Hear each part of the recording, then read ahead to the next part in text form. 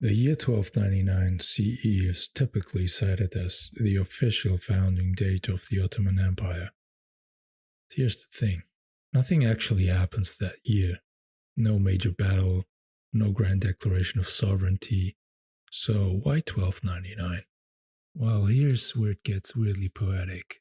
1299 aligns with 699 in the Islamic Hijri calendar, a rare overlap between the lunar Islamic and solar Gregorian calendars. In a world where symbolism mattered as much as swords, this kind of cosmic alignment would have looked like divine choreography almost. It's not a date carved into stone at the time. It's a date chosen later, like picking the perfect opening line for a story you've already started writing. Now let's talk Osman, the man who lends his name to the whole dynasty. The Ottomans are not yet empire builders here. They're one of many ambitious frontier clans elbowing for the space in the fractured remains of the Seljuk state. So, what do you do when you're a relatively small player trying to stake a claim? You don't write a constitution, you tell a story. And boy, did they have a good one. Osman is spending the night in the house of a local Sufi holy man, Sheikh Edebali, who's a spiritual authority at the time. Osman dreams a moon rises out of Edebali's chest and sinks into Osman's. Then from Osman's own navel, a massive tree sprouts. Its branches stretch across the earth. Mountains rise beneath it. Rivers burst forth, watering gardens, feeding people, giving life to the world. Edebali hears this and goes, "Congratulations, Osman. God has handed you the keys to the empire. Oh, and by the way, here's my daughter, Malhun, for your bride." This is not just prophecy, it's political theater in dream form. Think about the imagery. Moon, Islam, tree, dynastic power, streams, blessings in abundance, marriage, political alliance. It's a divine green light. And centuries later, when Ottoman chroniclers are trying to frame the origins, this becomes the myth that explains everything. It's retroactive legitimacy, justified not by conquest alone, but by cosmic design. Now, here's when myth meets reality. It's important to know that this tale gets written down more than 100 years after Osman's death. Somewhere in the 15th century, when the Ottomans are now a rising empire and need to explain their phenomenal success. And what better way than a dream that says, this was always meant to be? It's got all the key ingredients, if you will: divine favor, spiritual authority, dynastic destiny, and a romantic twist to top it off. It becomes the origin myth, the Ottoman version of Rome's Romulus and Remus, or America's cherry tree and wooden teeth. Because when you're building an empire, swords win territory, but stories win hearts, and they help keep it all together. For the Ottomans, that's Osman's dream, the prophecy that planted a tree that stretches over continents eventually. In the early 14th century, there's this small, almost forgettable polity. It's tucked away in Western Anatolia. It's sort of just one of many little warrior principalities, which is trying to claw for power in the post-Seljuk chaos. Nobody's writing headlines about them, but this one's different. This one's going to become the Ottoman Empire. We don't have a neat origin story, and the sources are kind of patchy and foggy. Some of them are half myth, half memory. Most of what we think we know is written after the fact, and not by a little. We're talking decades, sometimes over a century later. So historians are left piecing together this jigsaw puzzle with half the pieces missing. The timelines, everyone arguing over the dates. Was Edirne taken in 1361 or 1369? The truth is, we don't really know. What isn't murky is the environment. It's a power vacuum. The Seljuk state collapses, the Mongols retreat, and in the ruins of that sort of dual implosion, if you will, there's tribal warlords, there's the Turkmen beyliks, and they are starting to fill the void.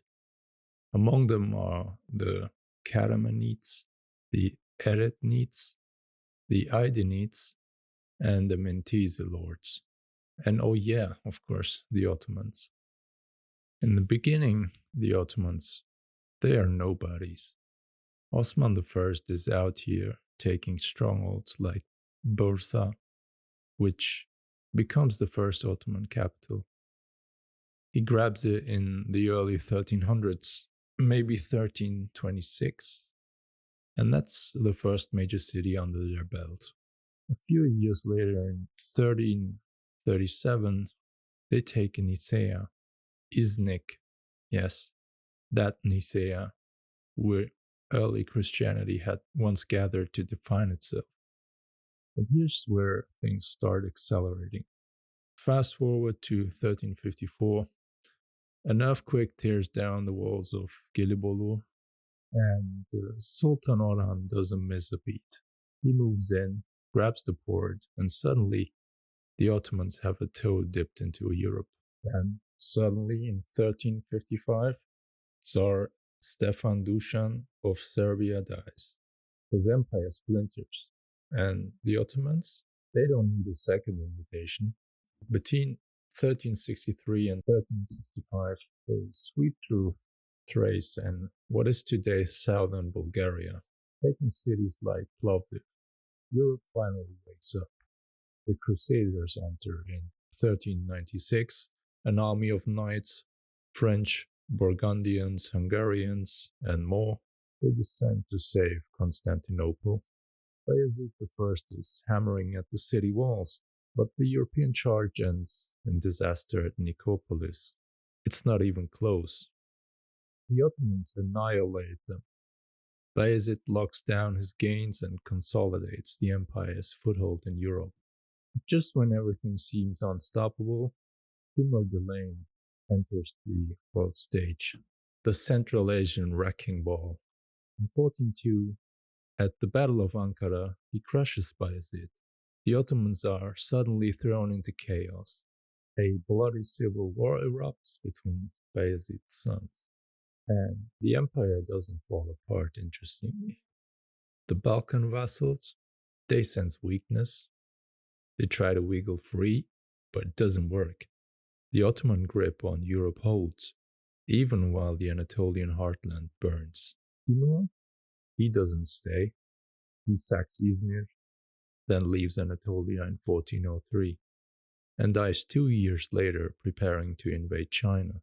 Talk about unfinished business. Out of the Ottoman wreckage emerges a new leader, Mehmed I, the restorer. By 1413, he crushes his rivals and reunifies the realm. Then he gets back to work. He reconquers Izmir, swallows up principalities like Tekke and Menteşe, and by 1430, he captures Salonika, second only to Constantinople in Byzantine glory. And then comes Serbia's collapse in 1439.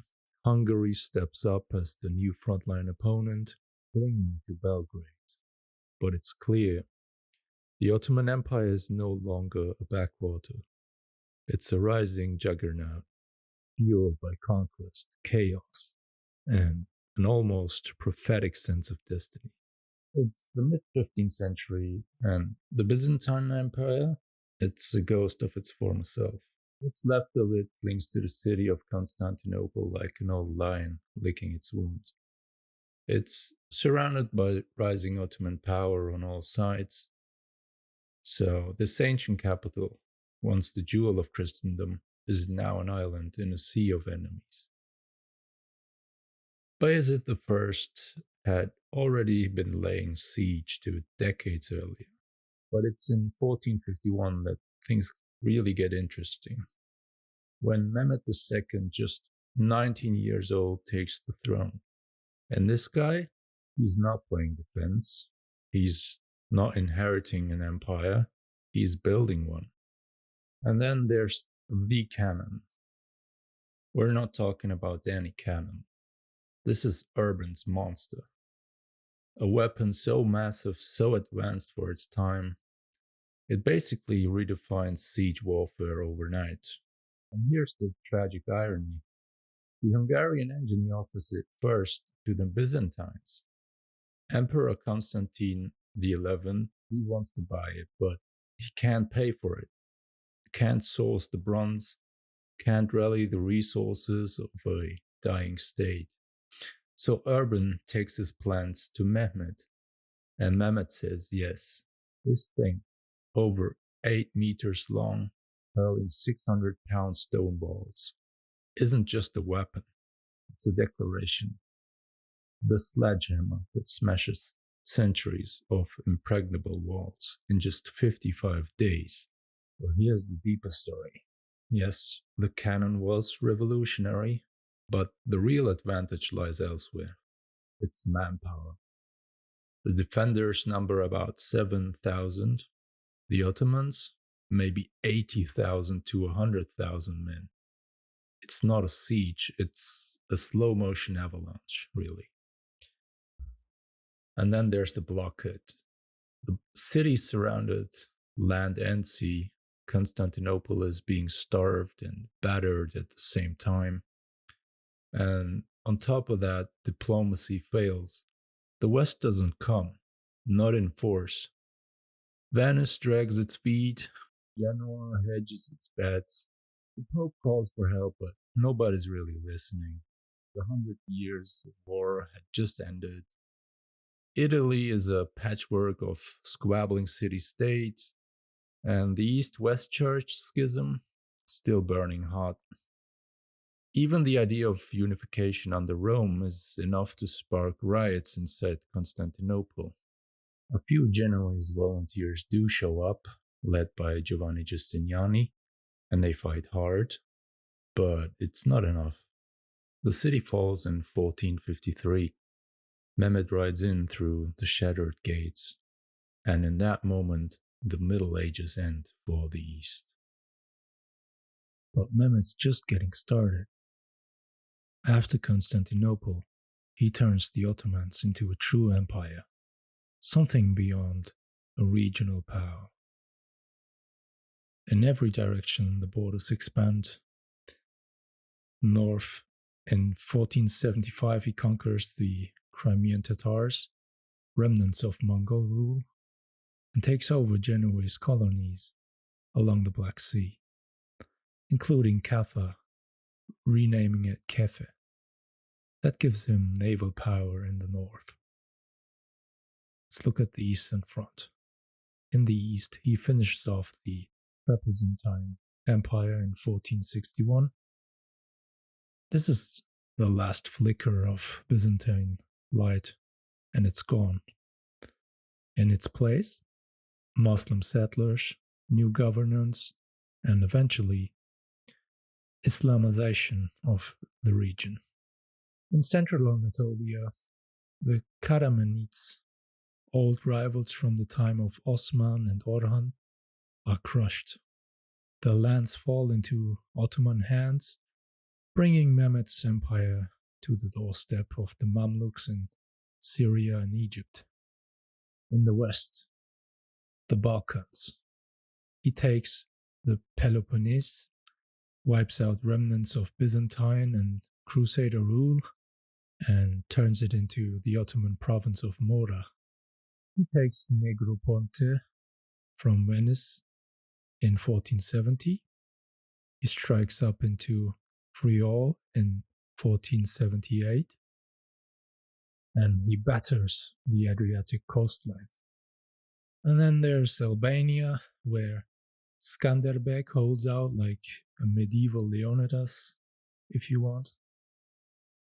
For decades, he frustrates Ottoman ambitions, he leads Christian resistance, but when Skanderbeg dies in 1468, Mehmet wastes no time. He builds Elbasan castle, locks down Albania, and watches as many Albanians flee to southern Italy, some of whose descendants still speak a dialect of Albanian today. And just when the Christian West thinks it's safe, in 1480, the Ottomans land in Otranto, Italy. For a moment, the papal court loses its mind. Is this it? Is the long feared Ottoman invasion of Western Europe about to begin? But fate has other plans. Mehmet dies the next year in 1481. His successor Bayezid II has different priorities. The Ottomans abandon Otranto. The threat fades, but the memory doesn't. Europe remembers that moment. It lives in the collective imagination, like the Mongol scare before it. Now, we've talked about Mehmet the Conqueror's military successes, but what a lot of people don't really know about is that this guy was a real man of culture, actually. Sort of the Renaissance Sultan, if you want. When we think about Renaissance or Renaissance, our minds usually jump to Florence, Da Vinci, Michelangelo, Petrarch. But 1,000 miles east, inside the walls of Topkapi Palace, there's a young man in robes surrounded by manuscripts in 6 different languages. And he's not just reading them, he understands them. That man is Mehmet II, the Conqueror, the guy who brings down Constantinople. But he's not just swinging swords and launching cannonballs. He's thinking, he's reading, absorbing the world. Now, compared to later sultans like Suleiman the Magnificent, aka Kanuni, we don't have the same mountain of documentation on Mehmet. For Suleiman, the Mühimme defterleri, that's Ottoman for registers of important affairs, are like an open window almost into court life, policy, empire building. Mehmet, he is a little more elusive, but what we do know is enough to make your jaw drop, I bet. Mehmet's a real linguistic beast. This guy is fluent in Turkish, Arabic, Persian, Greek, Latin, and even Serbian. He doesn't just read Greek philosophy, he reads it in the original language. He's not waiting for translations. Homer, the Iliad, the Odyssey, they're in his personal library. You walk into his study at Topkapi, and you'll find scrolls in Aramaic and Hungarian even, next to Quranic commentaries and Persian poetry. So who is this guy? After taking Constantinople, Mehmet doesn't just plant flags. He builds a cultural powerhouse.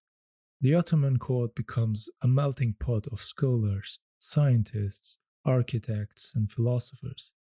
Some Muslim, some Christian, even a few Jews. He's got people debating Aristotle and Plato under Islamic domes. He wants the collision of ideas, really.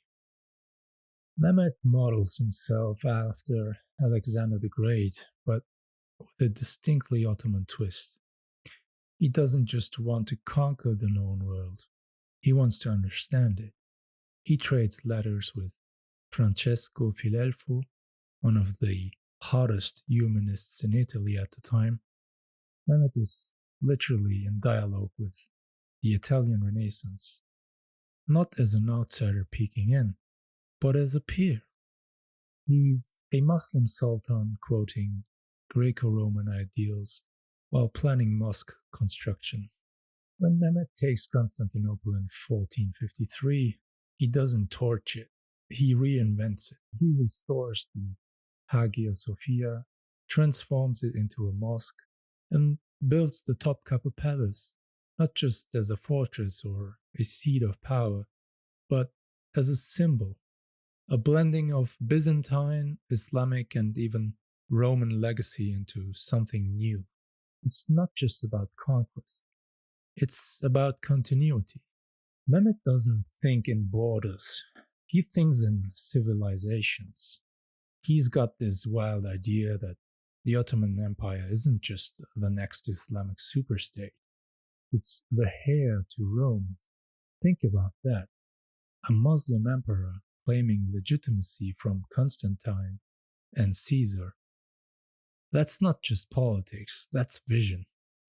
In his mind, the faiths don't cancel each other out, they add layers.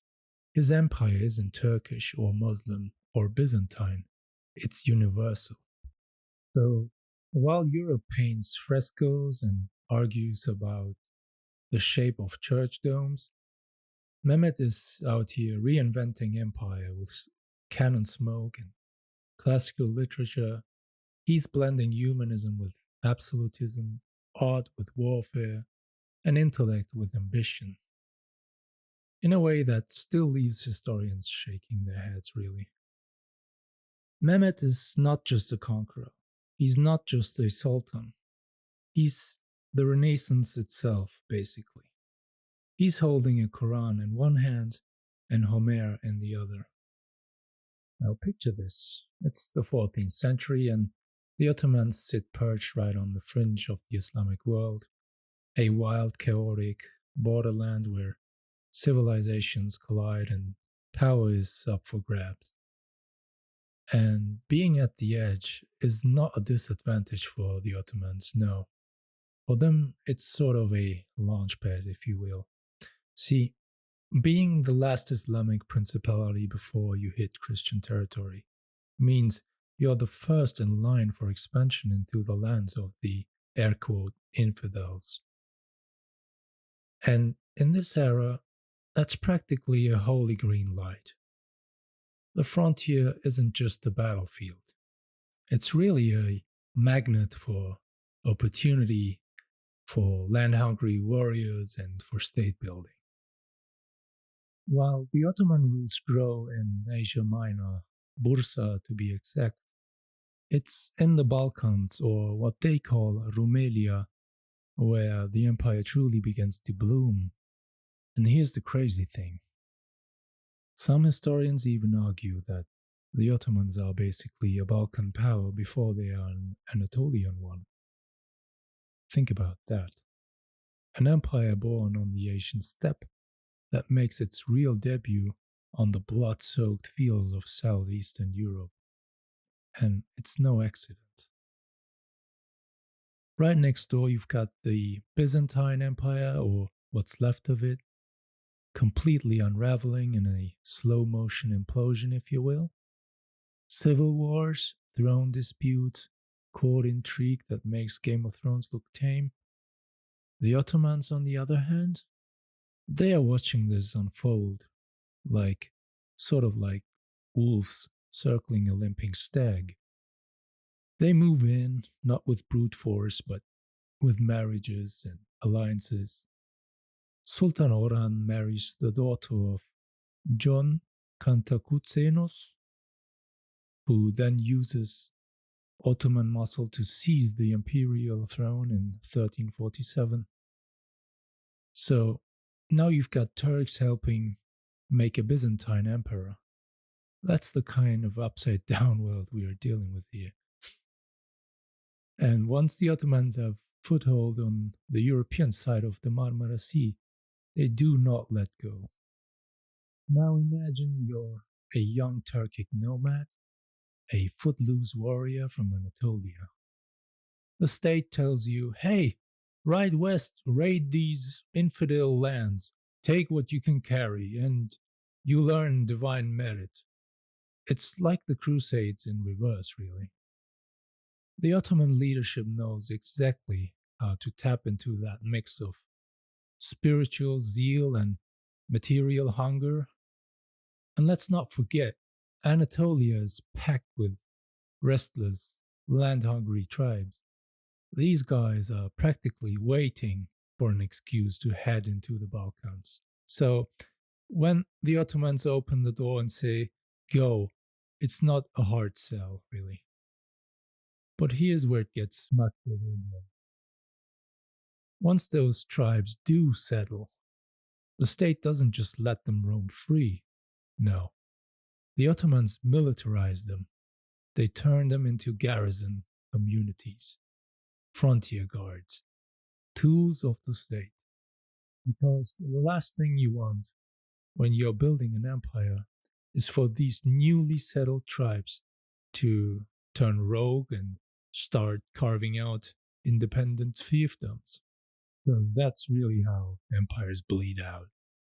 Now, here's where the historian's nightmare begins. Because we don't really know how many people are living in the Balkans before the Ottomans arrive. The records are sparse, spotty, biased, or just simply gone. And then the plague hits. Late 14th century, the Black Death sweeps across Europe like a divine hammer. So, when populations vanish from a village or a valley, was it the sword or the sickness? Did the Ottomans kill them, or did microbes do the dirty work? And don't forget, roving armies are perfect disease vectors. These guys march with lice, rats, and infected grain. Wherever they go, plague can follow. So, when we try to estimate how many people lived or died, the fog of war is joined by the fog of pestilence, really. Anyways, the bottom line here is the Ottoman state doesn't rise in a vacuum. It grows from the chaos of a crumbling Byzantium, fueled by religious fervor and the dreams of landless warriors. It manipulates civil wars, it weaponizes migrations, and sort of tightens its grip on Rumelia, not just through conquest, but through strategic settlement and tight control. This isn't just a military machine. It's a state engineered to thrive on the edge of collapse. And the frontier, the borderlands, that's where the empire begins. Now, when you're trying to build an empire like that, an empire that stretches across two continents, consumes rival principalities like fire through dry grass, and it does it fast. To pull that off in the 14th and 15th centuries, you need something special.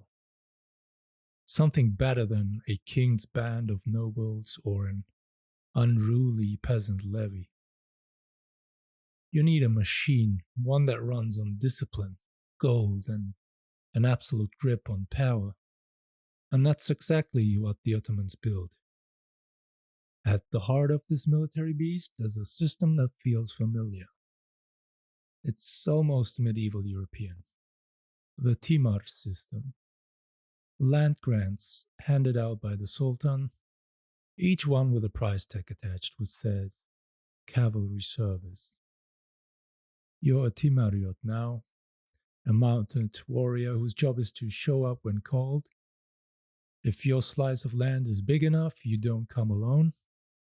You bring your own mini retinue of fighters. You're on the hook of buying your own weapons, your own horses. The state doesn't equip you, it expects you to be ready. So, yeah, it sounds a bit like feudal Europe, doesn't it? But don't be fooled. There's no romantic chivalric bond here. No oaths before lords or under candlelight. No pyramid of loyalties spiraling up to a distant monarch. The chain of command is rather flat. Everyone answers to the Sultan, basically. That's it. No vassals, no baronies, no independent dukes setting up their own little kingdoms. And this is key. The Sultan constantly rotates Timariots. You don't get cozy. You don't get roots. You don't build castles and become a problem. The land's not yours. You're a cog, not a lord. And then there's the real steel of the Ottoman army, the Janissaries, the most feared infantry corps of their age. They start out as war captives, but the real engine that keeps their ranks filled is something more radical, more chilling, the so called devshirme. Imagine this: you're a Christian family in the Balkans, and one day Ottoman officials arrive looking for your son. They're taking him, a child levy, a blood tax. He's marched away, you may never see him again. But here's the thing: the kid, he's getting an education, the kind few even dream of. He'll learn Turkish, convert to Islam, he'll train rigorously. He becomes what they call an acemi olan, an inexperienced boy, waiting for a slot in the Janissary ranks to open. And if he makes it, he becomes something incredible, a slave in name, but in practice, a powerful elite. He will be respected, tax exempt, and feared. This isn't just a soldier, this is a made man, sort of. In an empire where most of the people never even see a government building, let alone serve inside one. It's messed up, it's coercive. But from a state building perspective, we gotta admit it's kinda genius.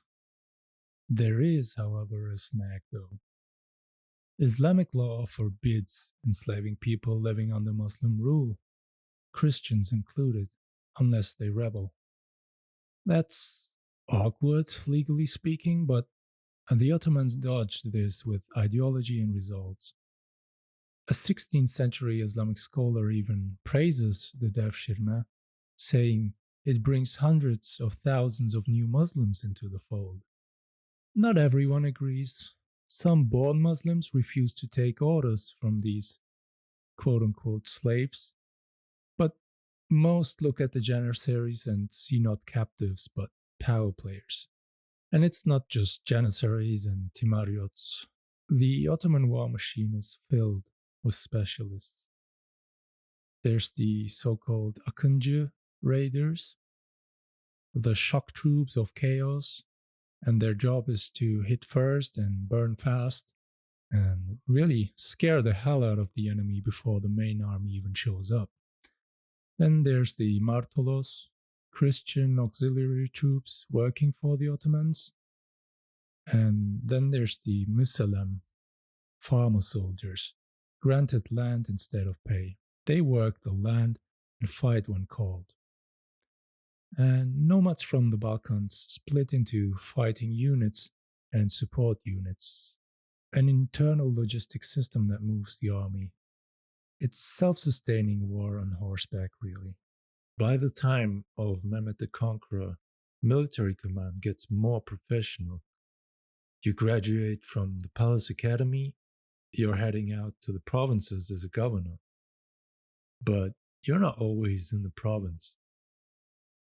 Sometimes you're raising armies, you're collecting taxes, you're managing distant campaigns, and the viziers, they sit in the so-called Divani Humayun, the Sultan's Council.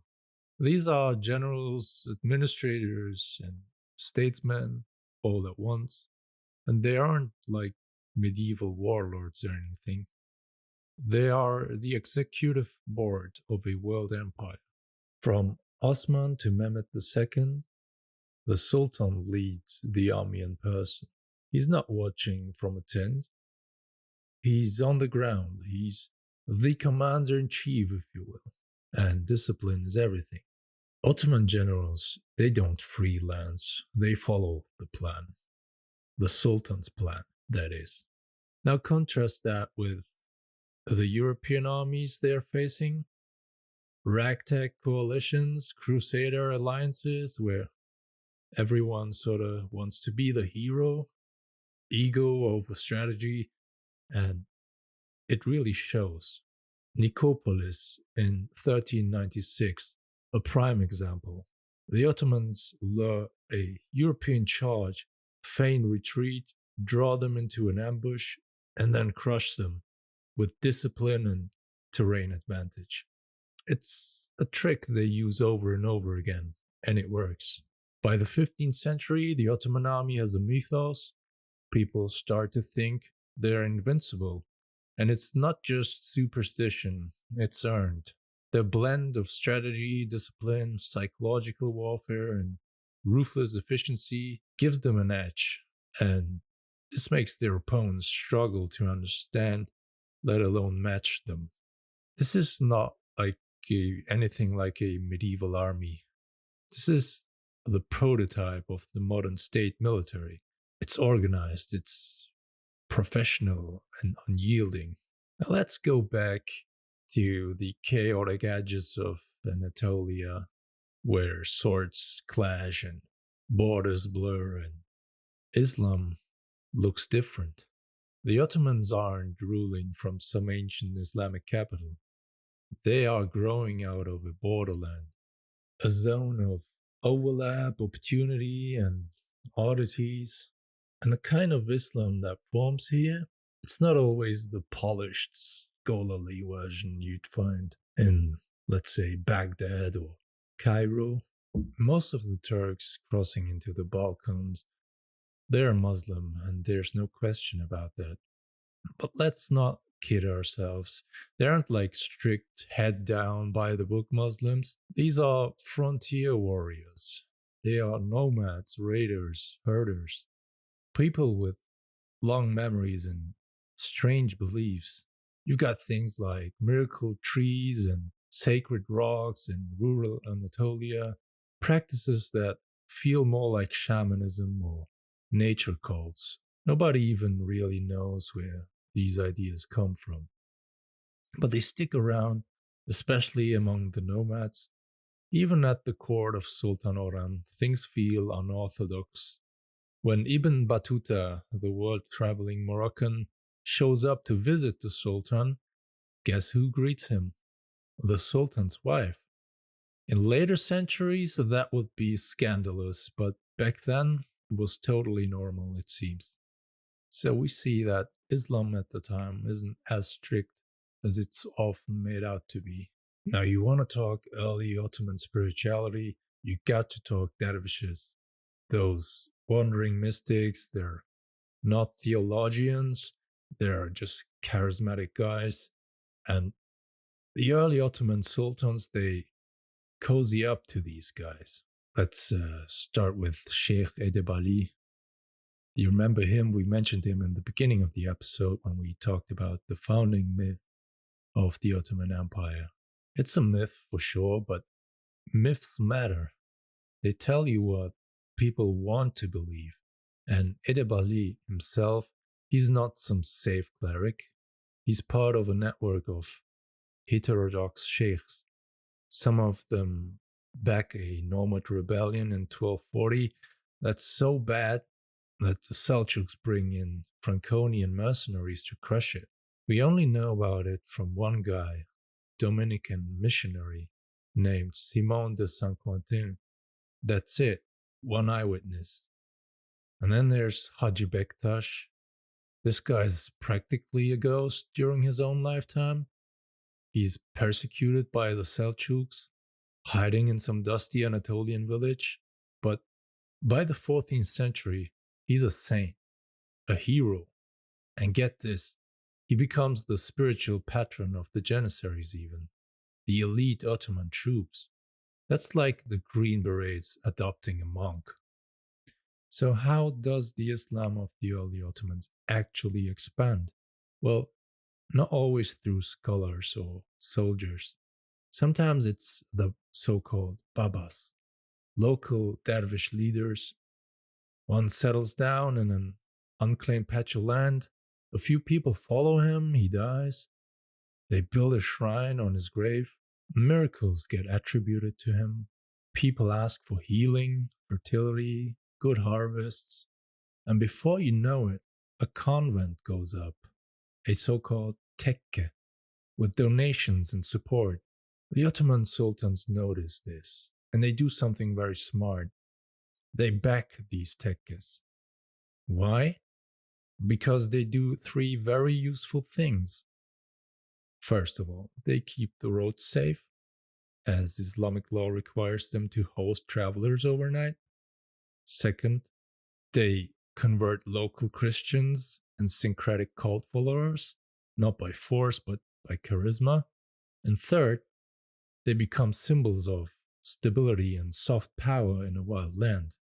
But don't think the Ottomans forget about Orthodox Islam. They built mosques, madrasas, and kulliyas, big integrated complexes with soup kitchens, schools, and hospitals. These are the centers of what we might call High Islam, the world of the ulema, the scholars. They teach law, theology, even astronomy. They produce future Islamic jurists. These guys define what's correct, what's orthodox. The logic goes like this: God won't allow the whole community to be wrong. So whatever most scholars agree on must be the truth. One of these scholars is Sheikh Bedreddin. He serves as Qadi, judge, for Prince Musa, a son of Bayezid I. But when Musa loses in a bloody succession war, Bedreddin turns rebel. He stages a failed uprising, and Mehmed I has him executed in 1417. Islam in the Ottoman world, therefore, isn't just about religion, it's about power, legitimacy, and infrastructure even. The Ottomans aren't trying to build a caliphate, but they do build a theologically backed monarchy, where religion helps explain why the Sultan has the right to rule and why you should obey him. Whether you're a Muslim convert in the Balkans, a dervish disciple, or a high court judge, Islam binds the empire together. But it also creates fault lines. The ulama look down on the dervishes, the nomads don't care about doctrine, the court wants to control but knows it has to work with the mystics, the judges, the tribal leaders, and sometimes that means letting strange beliefs slide so long as they bring order. So imagine this. You've just taken one of the most iconic cities in world history, Constantinople, and it lies in ruin. It's depopulated. It's hollowed out from centuries of decline and the brutal conquest itself. So if you're Sultan Mehmed II, you don't just rebuild it, no. You remake it, you recode it into a new imperial nucleus, one that reflects your vision of a global Islamic power. Because make no mistake, this is not just a new chapter, it's a new book in the Ottoman history. The first order of business? Reclaim the city religiously. Mehmed rides into Constantinople like a man with a mission. The Hagia Sophia, once the beating heart of Orthodox Christianity, becomes a mosque almost overnight. It sends a message, loud and clear and absolute: this is not your city anymore. Right next to it, Mehmet commissions a medrese, a religious school, but not just any school. We're talking law, theology, astronomy, as we already mentioned before. He brings in Ali Kushju, the famed astronomer from Samarkand's legendary observatory. This is a sultan who wants the heavens mapped as much as he wants law codified. Then in 1463 he ramps it all up. A massive construction spree, a grand mosque, 16 medreses, a Quran recitation school, and more. And if you wonder the site of these constructions, it's where the Church of the Holy Apostles used to be, because that got demolished 2 years earlier. So another symbol really bites the dust there. At first, Mehmed isn't even sure where he wants to rule from, Istanbul or Edirne. So naturally, he builds palace complexes in both cities. In Istanbul, he builds the Eski Saray, or the Old Palace, and later the iconic Topkapı Palace, which still stands today. The Edirne Palace gets bombed in 1877 by an Ottoman general of all people. But back in the 15th century, it's still the go-to retreat for imperial hunting seasons. When we're talking about Istanbul and Edirne, which are large cities, we gotta zoom in on the economic pulse. Back in late Byzantine days, the real action is in Galata, across the Golden Horn, where Genoese merchants dominate trade. But Mehmed flips that script. He drags the commercial heart of the region back to the city proper. He extends Uzun Çarşı, the long shopping avenue, and thereby he links the port with two massive covered markets, the so-called Bedesten. That core becomes the Grand Bazaar that we still know today, one of the largest, oldest, most labyrinthine markets on earth. Mehmed's Grand Vizier Mahmud Pasha even built a mosque right next door. But there's still a problem. There's no people there. Constantinople is bleeding population after the siege. People flee, thousands die in the sack. The city is beautiful, yes, but it's also empty. So Mehmed gets creative, let's say. Amnesty for fugitives, free property for migrants, forced resettlements. Entire villages are assigned to Istanbul. These people, the so-called sürgün, are literally not allowed to leave the city they are sent to. Many are Christians and Jews, but there's still enough Muslims who are sprinkled in, sort of, to give the city that Islamic veneer. So does this go over well? You might ask. Not really. People hate being uprooted. I mean, would you like being uprooted? I certainly wouldn't. Some whisper that Constantinople is cursed, that even King Solomon was spiritually corrupted here. The Hagia Sophia, admired as it is, can't really break that spell. Add to this the growing burden of taxes needed to fuel Mehmed's endless campaigns, and discontent starts to simmer. We don't hear much from the farmers, sources are thin here, but we do hear from the elites, and they are very angry. See, for centuries, if you're part of an elite Anatolian family, you're basically a shoe-in for high office, but not anymore. Mehmed institutes a cold, clinical meritocracy of sorts. He favors men trained in the palace academy, often former child levies, men raised in a slave-like dependency to the throne.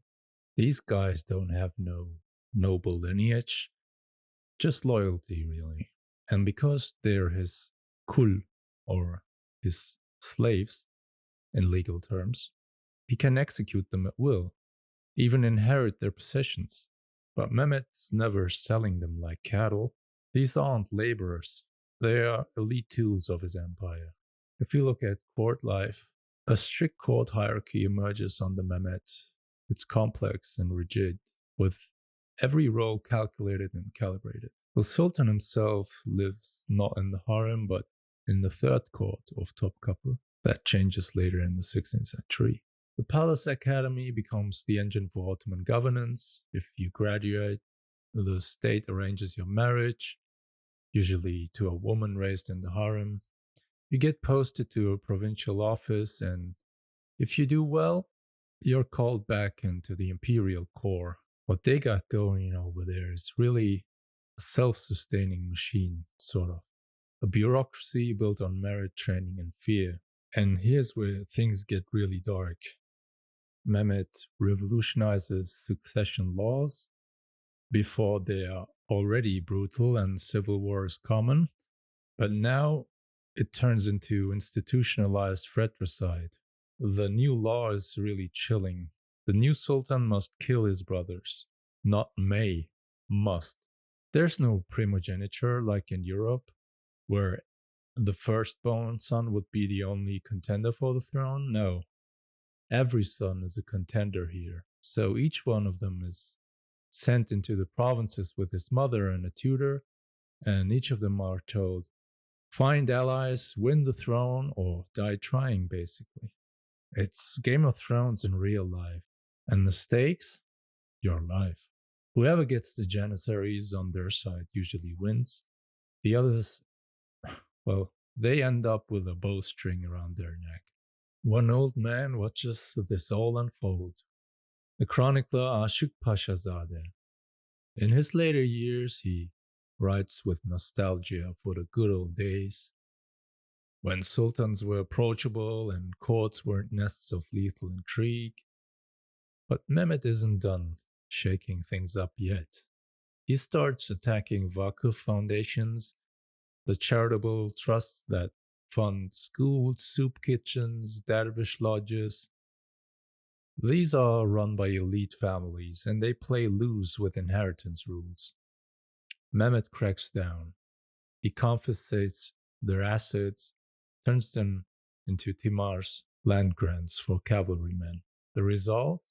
Elite families lose power, but so do the commoners who rely on those foundations for food, lodging, and education. Eventually, Mehmet dies in 1481, still hammering the empire into his vision. His son, Bayezid II, wins the throne after defeating his brother Cem. And one of the first things he does, he walks back some of his father's harsher policies. Bayezid II steps onto the throne in 1481, and despite trading cannon shots with Venice, Poland, and the Mamluks, his real mission is consolidation, turning a fast-growing empire into a tightly laced corset. He eyes the northern coastlines first. Ottoman flags go up over Akerman and Kilia, bracketing the Danube mouth like twin padlocks. By the 16th century, foreign masts vanish from these waters entirely. The Black Sea becomes an Ottoman lake, its ports downgraded to one purpose: funnel grain, timber, and salted fish straight to the insatiable belly of Istanbul. Even Montenegro, poor and mountainous, slides under the Sultan's seal, another stone in the defensive wall. Then comes a thunderclap from the west. Ferdinand and Isabella expel Spain's Jews in 1492, and the Ottoman court, ever pragmatic, throws open its gates. Whole families arrive, stripped of their property, but rich in commercial networks. Later waves include conversos fleeing the Inquisition. They smuggle out a bit more capital. Istanbul and Salonika become their new homes. There, the newcomers spark an industrial jolt. Woolen cloth workshops spring up. They are powered by watermills outside Salonika. The Sultan likes what he sees, and he slaps an imperial order on the looms. Outfit the Janissaries. Suddenly, uniforms march out of Jewish factories. Around 1493, the first successful Ottoman printing press clicks to life, decades before the empire allows a Muslim-run press. Bayezid's reign isn't legendary for sweeping conquests, but under the surface he welds forts, trade routes, and refugee talent into a sturdier machine. By the time he bows out, the Ottoman state isn't just bigger, it's better wired, its Black Sea is sealed, its capital is fed, its economy is humming to the rhythm of Sephardic presses and Salonican mills. Bayezid II's also battering the Mamluk frontier for 7 grinding years. Siege lines creep, Janissary drums thunder, but when the dust settles in 1491, the border barely budges. The campaign bleeds treasure and men, yet yields no crown jewels. Meanwhile, on the Eastern Front, an even bigger problem crackles to life. The long-limbed Turkmen warlord Uzun Hasan, which is funny because Uzun Hasan means long-limbed, is gone. And into the vacuum rides Ismail, the fiery young sheikh. of the Safaviya order. By 1501, he's wearing the royal cap, and in 1504, he's already moving into Baghdad. Suddenly, the Safavid crescent presses right up against Ottoman turf at Erzincan, and Anatolia's disgruntled nomads start slipping eastward to join Ismail's Red Turban movement. In 1511, Anatolia's southwest explodes. Pro-Safavid rebels torch Ottoman garrisons, and Bayezid's sons claw for succession. The meanest claw among them belongs to Selim.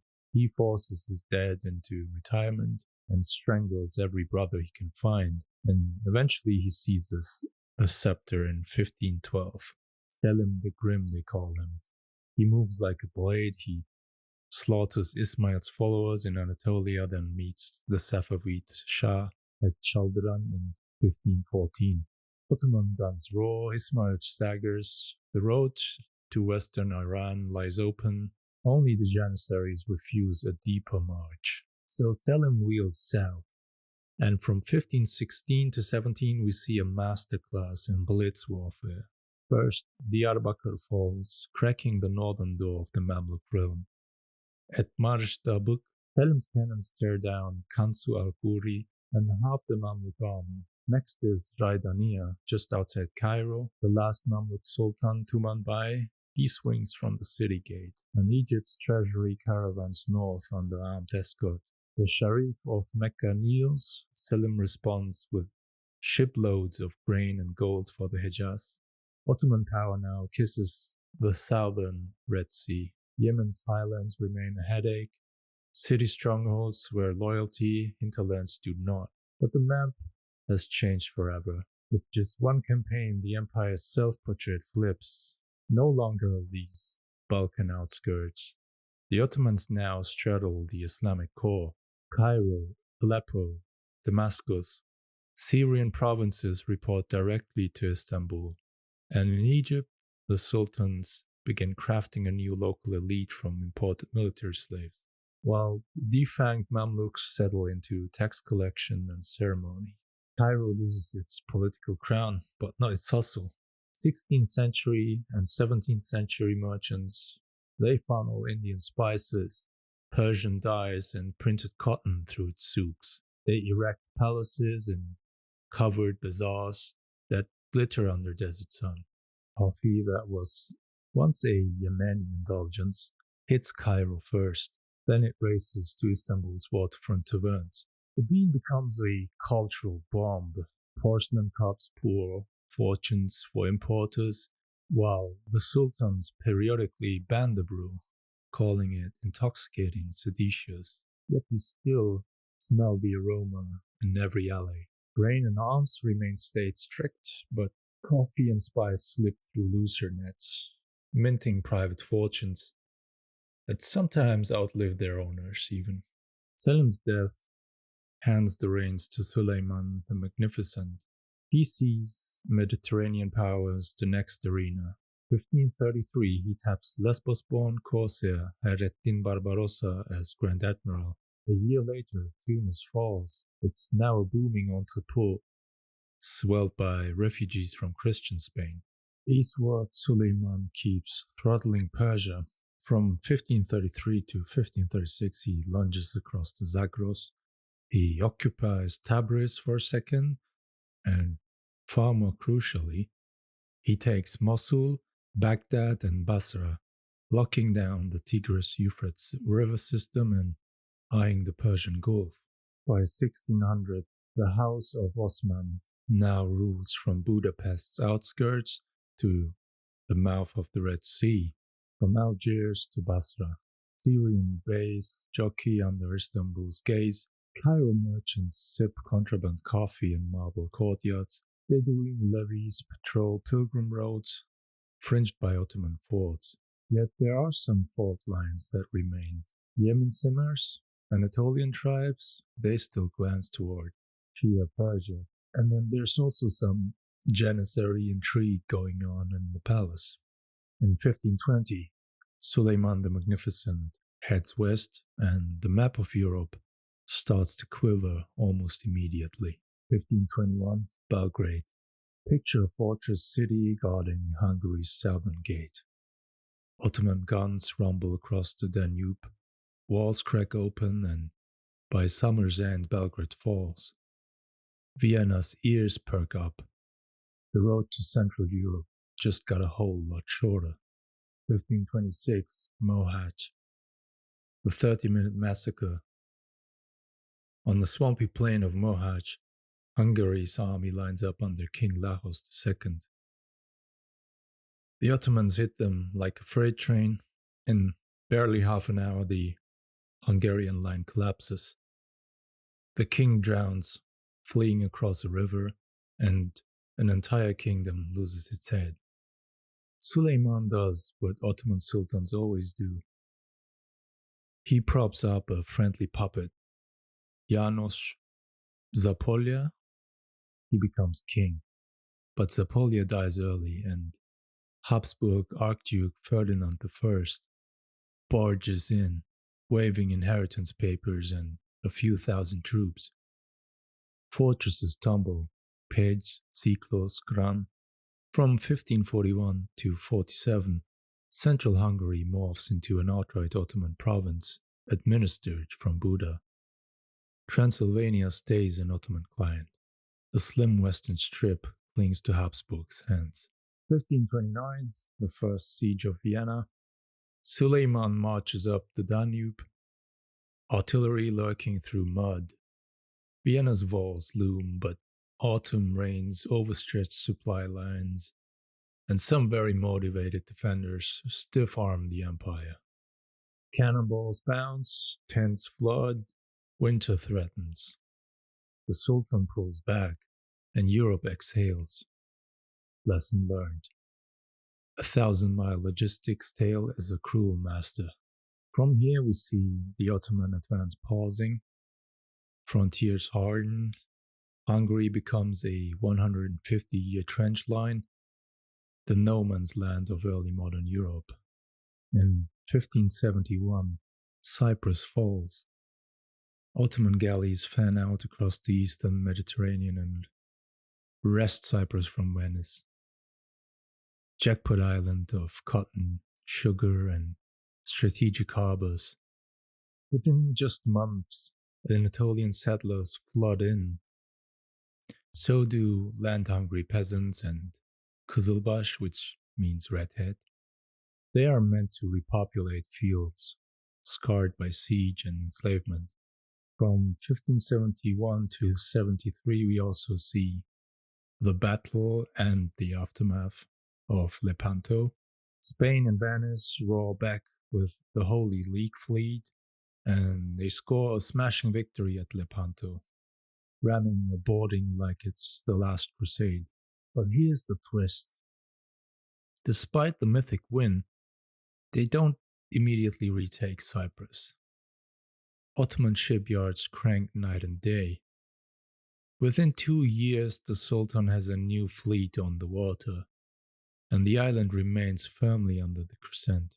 By the late 1500s, Suleiman's empire doesn't stretch out to the Atlantic like the court astrologers once dreamed, but it does straddle 2 continents and bottleneck Europe's southeast. The Danube frontier hums with Janissary muskets, and Cyprus anchors Ottoman reach deep into the Mediterranean. The empire has learned a hard truth. Conquest has limits. Consolidation is a game all its own. But make no mistake, every Habsburg in Vienna still sleeps with one eye on that long winding road from Istanbul.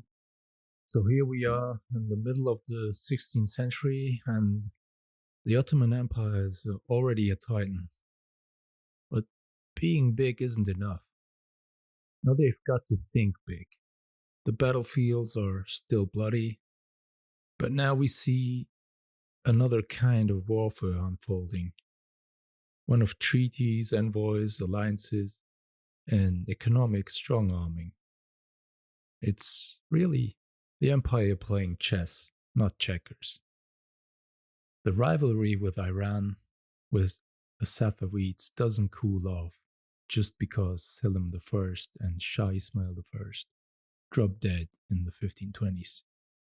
No, these two superpowers keep going at it. But every now and then, something interesting happens. Moments where swords are sheathed and lips move instead of blades. Like with pilgrimage. And it's not just any pilgrimage. We're talking about Shia Muslims heading to Mecca and Medina. Sure, but also to those emotionally and politically charged tombs of the Prophet's descendants scattered across Iraq.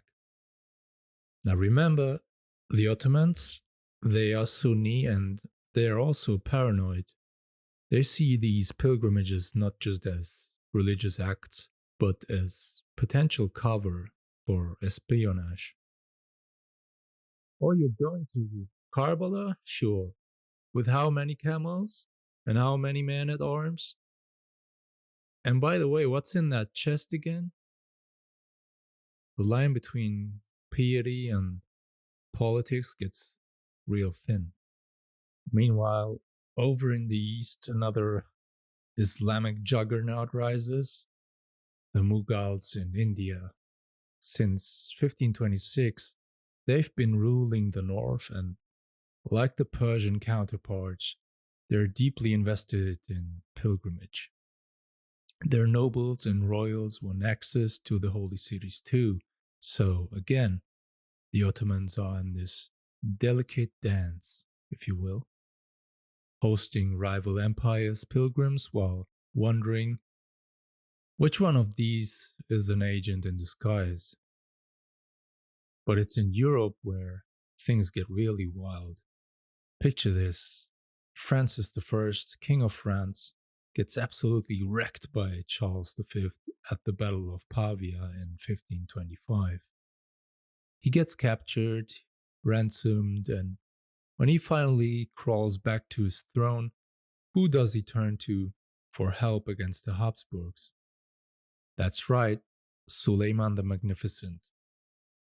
In a move that would have made crusaders weep, the most Christian king of France teams up with the Sultan of the Ottomans. In 1543, their navies literally link up and they take the city of Nice. Ottoman galleys flying the crescent moon, French ships right beside them, Christian and Muslim cannons firing in unison. It's like a diplomatic fever dream. And it doesn't stop there. French ambassadors set up shop in Istanbul, becoming the only permanent delegation in the city aside from the Venetians. This isn't just a flirtation, it's more like a strategic marriage of convenience that keeps being revived every time the Habsburg threat looms too large. It lasts for centuries. By the end of the 16th century, a new player enters the Ottoman economic orbit: England.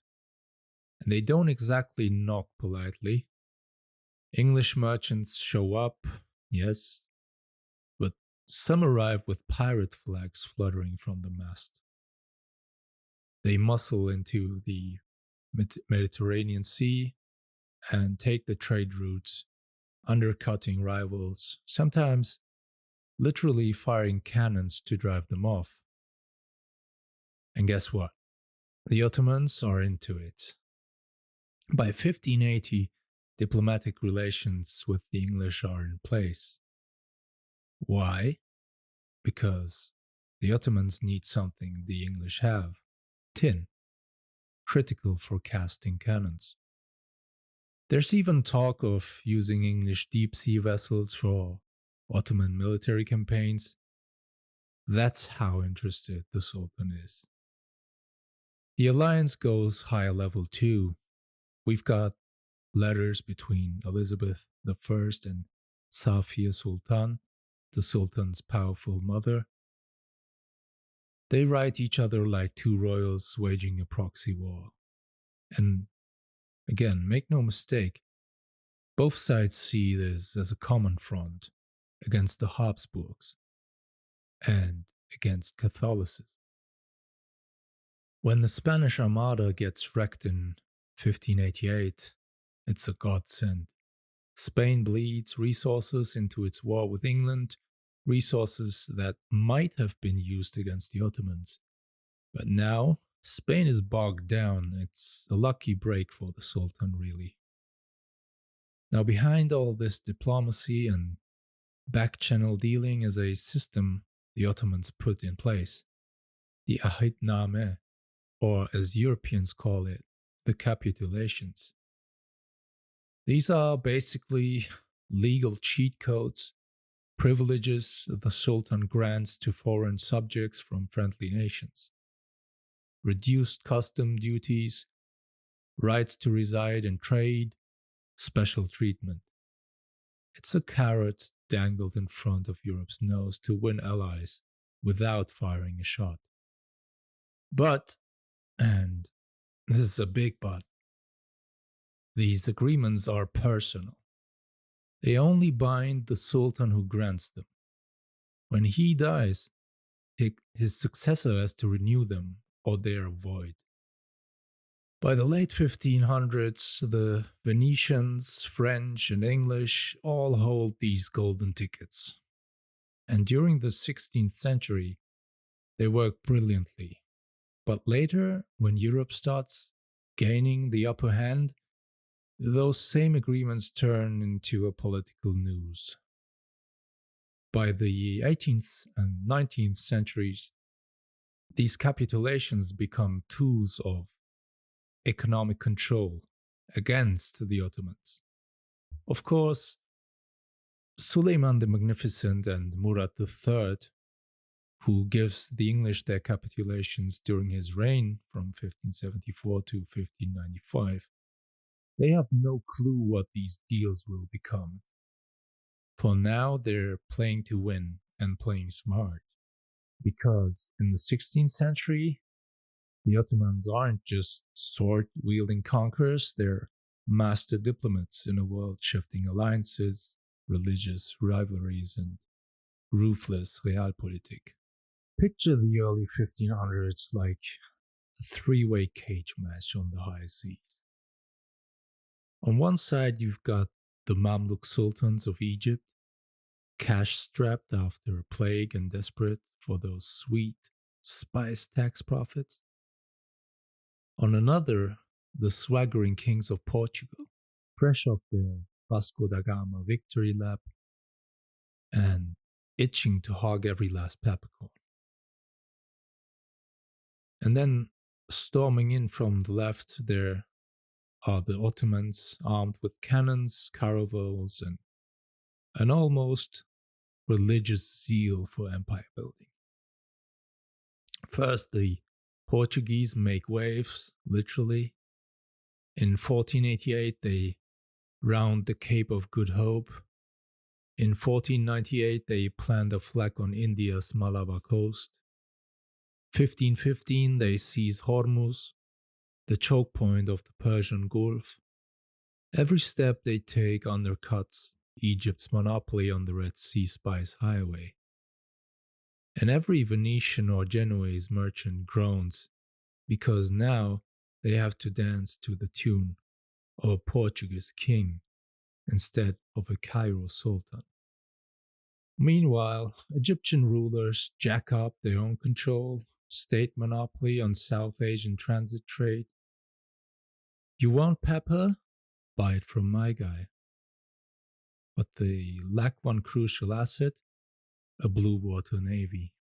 The Ottomans, with their deep-sea galleys, do have one. And that alone makes them the Mamluks' reluctant plan B. So, Kansu al-Ghuri, last real Mamluk strongman, he reaches out to Istanbul. The alliance is shaky, both sides still eye East Anatolia like rival junkyard dogs. But it's better than watching Portuguese caravels cruise the Red Sea unopposed. Then Ghuri backs Shah Ismail of Iran, and the Ottomans pounce. 1516 to 17, Selim the Grim marches south. He topples the Mamluks and folds Egypt and the holy cities and the Red Sea Tollbooth into the Ottoman war machine. It's conquest disguised as counter-piracy. From there, the Ottomans push their luck into the Indian Ocean. 1538, a show of force fleet parks off Portuguese-held Dio. No shots are fired, but the message is clear. We're here. 1552, the legendary cartographer Piri Reis, yes, the map guy, sails a strike force at Hormuz. Disaster. Ships bottled up, crews captured, Piri executed back home. Only his lieutenant, Seydi al-Reis, limps back to Istanbul to tell the tale. Burnt by failure, the Ottomans pivot. No more massive armadas. Instead, they ship muskets and master gunsmith to any Indian ruler willing to bloody the Portuguese. Now, the Venetians watch all of this and nod sagely. They know the Ottomans now hold the spice spigot. Without Ottoman goodwill, Venice is not much more than a glorified glass-blowing tourist trap. So the Signoria plays nice, cutting deals to keep cloves and cinnamon flowing up the Red Sea and overland. The Sultan pockets the customs revenue. Venetian merchants keep their galleys busy, and the Portuguese dream of monopoly stays just that, a dream, until the century winds down. In the end, the Ottomans don't dominate the Indian Ocean, but they make damn sure that no one else does either. Now let's leave the Indian Ocean behind and turn back into the Ottoman Empire's core, Istanbul. And let's look at how cause and imperial culture, architecture, fine arts, and literature emerged in that magnificent city of Istanbul. Now imagine the skyline of 15th century Istanbul. It's still raw, it's still scarred from conquest when Mehmet the Conqueror strides in and basically says, let's make this place worthy of an emperor. He raids the talent pool from everywhere, Persian craftsmen, Italian designers, even scavenged Roman columns.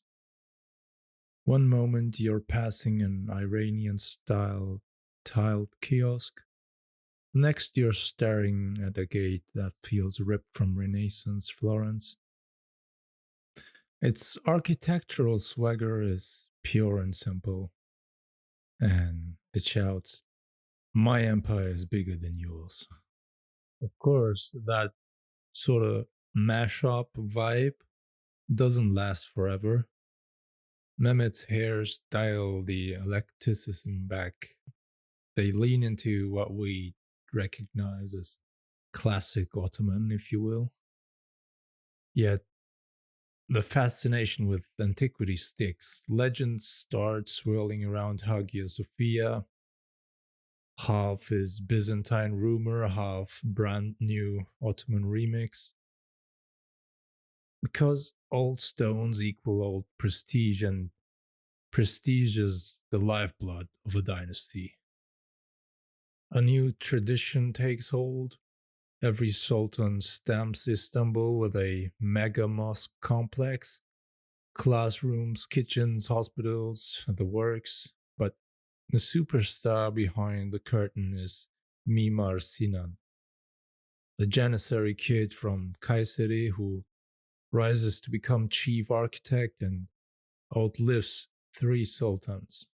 One minute he's lugging stones on campaign, the next he's sketching domes that seem to float on air.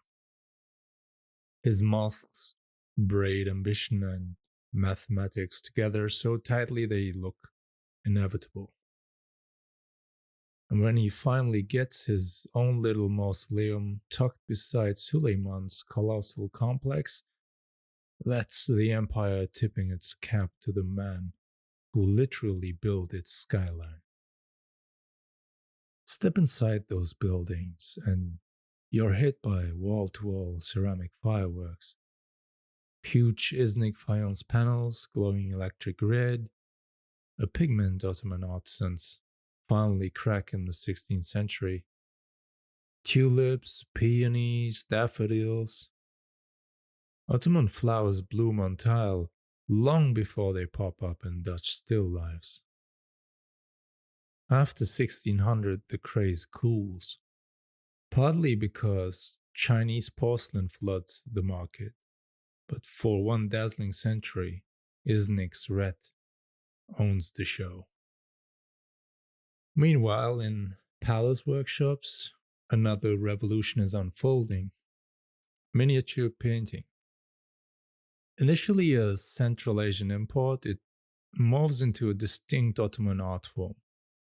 Battle scenes, royal processions, panoramic city views rendered with cartographer level precision. Crack open the Suleiman name and the Sultan's life plays out frame by frame, storyboarded like the world's most opulent graphic novel. And let's not forget the books themselves. Mehmet stockpiles Greek manuscripts. Bayezid II's librarian proudly catalogs more than 7,000 titles, an intellectual treasure trove shelved behind palace walls. By Suleiman's day, commissioning deluxe volumes is practically a royal hobby. Each new manuscript, each jewel-toned illustration doubles as propaganda. See, we don't just conquer lands, we conquer knowledge, is the message here. Put it all together and you've got an imperial culture firing on every cylinder. Architecture, ceramics, literature, cartography, each field feeding the same message. The House of Osman rules not just by sword, but by style. Let's now dive into the Ottoman state's historiography a little. The writers, the chroniclers, the insiders trying to carve out a place for themselves in the grand story of imperial history.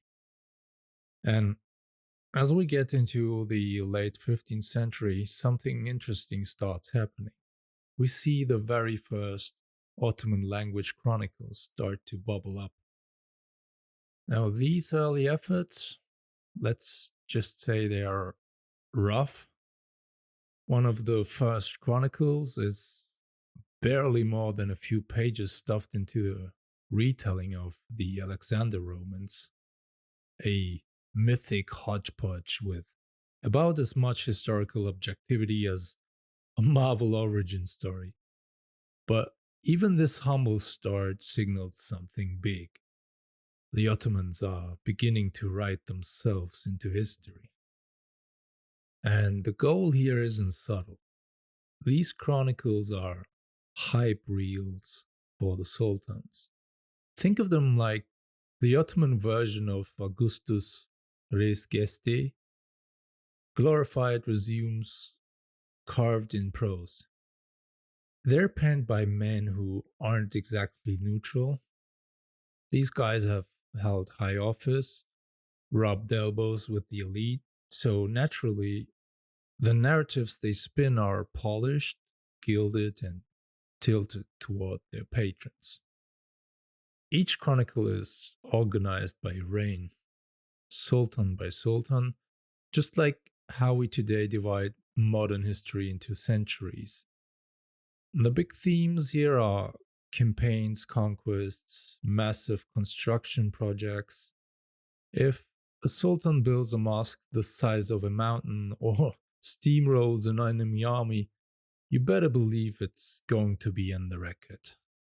But history writing isn't the only literary game in town. The Mirrors for Princes, or Specula Principum, if you're feeling fancy. These aren't chronicles per se, but advice manuals. They've got deep roots going back to the pre Islamic Near East, and by the mid 17th century, they become political battlegrounds in disguise. See, these texts are supposed to offer guidance, but often they're just veiled critiques, full of insider gripes and pointed commentary. It's less how to be a good ruler and more how my faction would run things if we were still in charge. A juicy example is Lutfi Pasha's Ashrafname. He is a former vizier under Suleiman the Magnificent, former being the key word here. The guy was booted from office after, well, beating his wife, which also happens to be the Sultan's sister, by the way. So, no wonder. So, when he writes his advice book, you know there's baggage. You read it with a side eye, knowing he's got an axe to grind. And then there's Mustafa Ali of Gelibolu, a real heavyweight, brilliant, well traveled, deeply learned, and absolutely bitter. He spends his whole career trying to break into the elite tier, always ending up just shy of his dream gig. His frustration turns him into a machine of productivity. Ali writes a massive chronicle, but this isn't something he expects to be shelved in the palace library with gold trim. This one, it's raw, it's personal. He unleashes a biting critique of Sultan Murad III, calling him irresponsible, gullible, and unworthy of the intellectual high culture Islam was trying to establish in Anatolia. And when Murad dies in 1595, and all those sons, some of them still in cradles, are killed in the power transition, Ali lights into him again. You should have seen this coming, he says. You had too many sons, too many rivals. You doomed them yourself. It's brutal, but also rare. Chronicles like this don't just document events, they dissect them, criticize them, mourn them. Now, stylistically, something else is changing after 1500. The language of these works evolves. Turkish remains structurally the same, but the vocabulary takes a sharp turn towards the ornate. Arabic and Persian words flood in. Depending on what you're writing and who you're writing for, you might Arabize your prose or lean heavily into Persian phrasing. Ottoman writers had different pitches, and knowing how to switch between them was a form of elite performance, if you will. If you wanted to impress someone, you spoke Persian, you quoted Persian poetry, you improvised verses on the fly at dinner parties. But not every literary work was meant for the court. Parallel to this elite wordplay, you had popular literature circulating for the average Ottoman, your everyday believer, artisan, or peasant. These folks read saint legends, tales like those of Hacı Bektaş, simpler, more direct, and much more grounded in the lived religious culture of the people. So, what do we see here? A literary landscape with two tracks, one gilded in Persian poetics and palace politics, the other rooted in faith, folklore, and the struggles of common life. Together, they offer us not just the window into the empire, but into how the empire sees itself and how different voices, high and low, try to stake a claim in its memory. So when we talk about the Ottoman Empire, one of the most striking features that emerges over time is the shift in demographics. By the reign of Selim I, the Ottomans expand significantly, and their empire turns into one that's overwhelmingly Muslim. This means that By the later 16th century, we're no longer just talking about a diverse array of religious communities. No, we're talking about what we might actually call non Muslim minorities within an overwhelmingly Muslim state. Now, the largest of these minorities are the Greek Orthodox. These folks weren't just scattered around the Balkans and Cyprus, you also find them in Syria. The Orthodox Church plays a big role in both religious and social life, and the community is sizable, but they're definitely a minority in the broader Ottoman world. Then you have the Copts in Egypt and groups of Armenian Christians in places like Eastern Anatolia, some cities in Asia Minor, and even Istanbul. The Armenians are primarily Gregorian, and while their presence is noticeable, they're a minority compared to the Muslims in the empire. Interestingly, the Ottomans don't have a large Catholic population, at least not compared to what you might find in places like Italy or France. The Catholics who do live within Ottoman borders are mainly on the Aegean Islands, in Dalmatia, Bosnia, and Hungary. And speaking of Hungary, you do have a notable Calvinist Protestant group in Transylvania, though this is more of a localized phenomenon. Then we turn to the Jews. You have the indigenous Romania Jews. These are folks who've lived in the region for a long time, but their numbers are fairly small compared to the influx of Jews from Spain and Portugal, many of whom are fleeing the Inquisition. There's also some Ashkenazi immigration from Central and Eastern Europe, though they bring different languages and customs with them. What's fascinating here is that by the 16th century, you can already see these immigrant Jews starting to blend into Ottoman society. Some of them even sing Jewish songs to Ottoman melodies.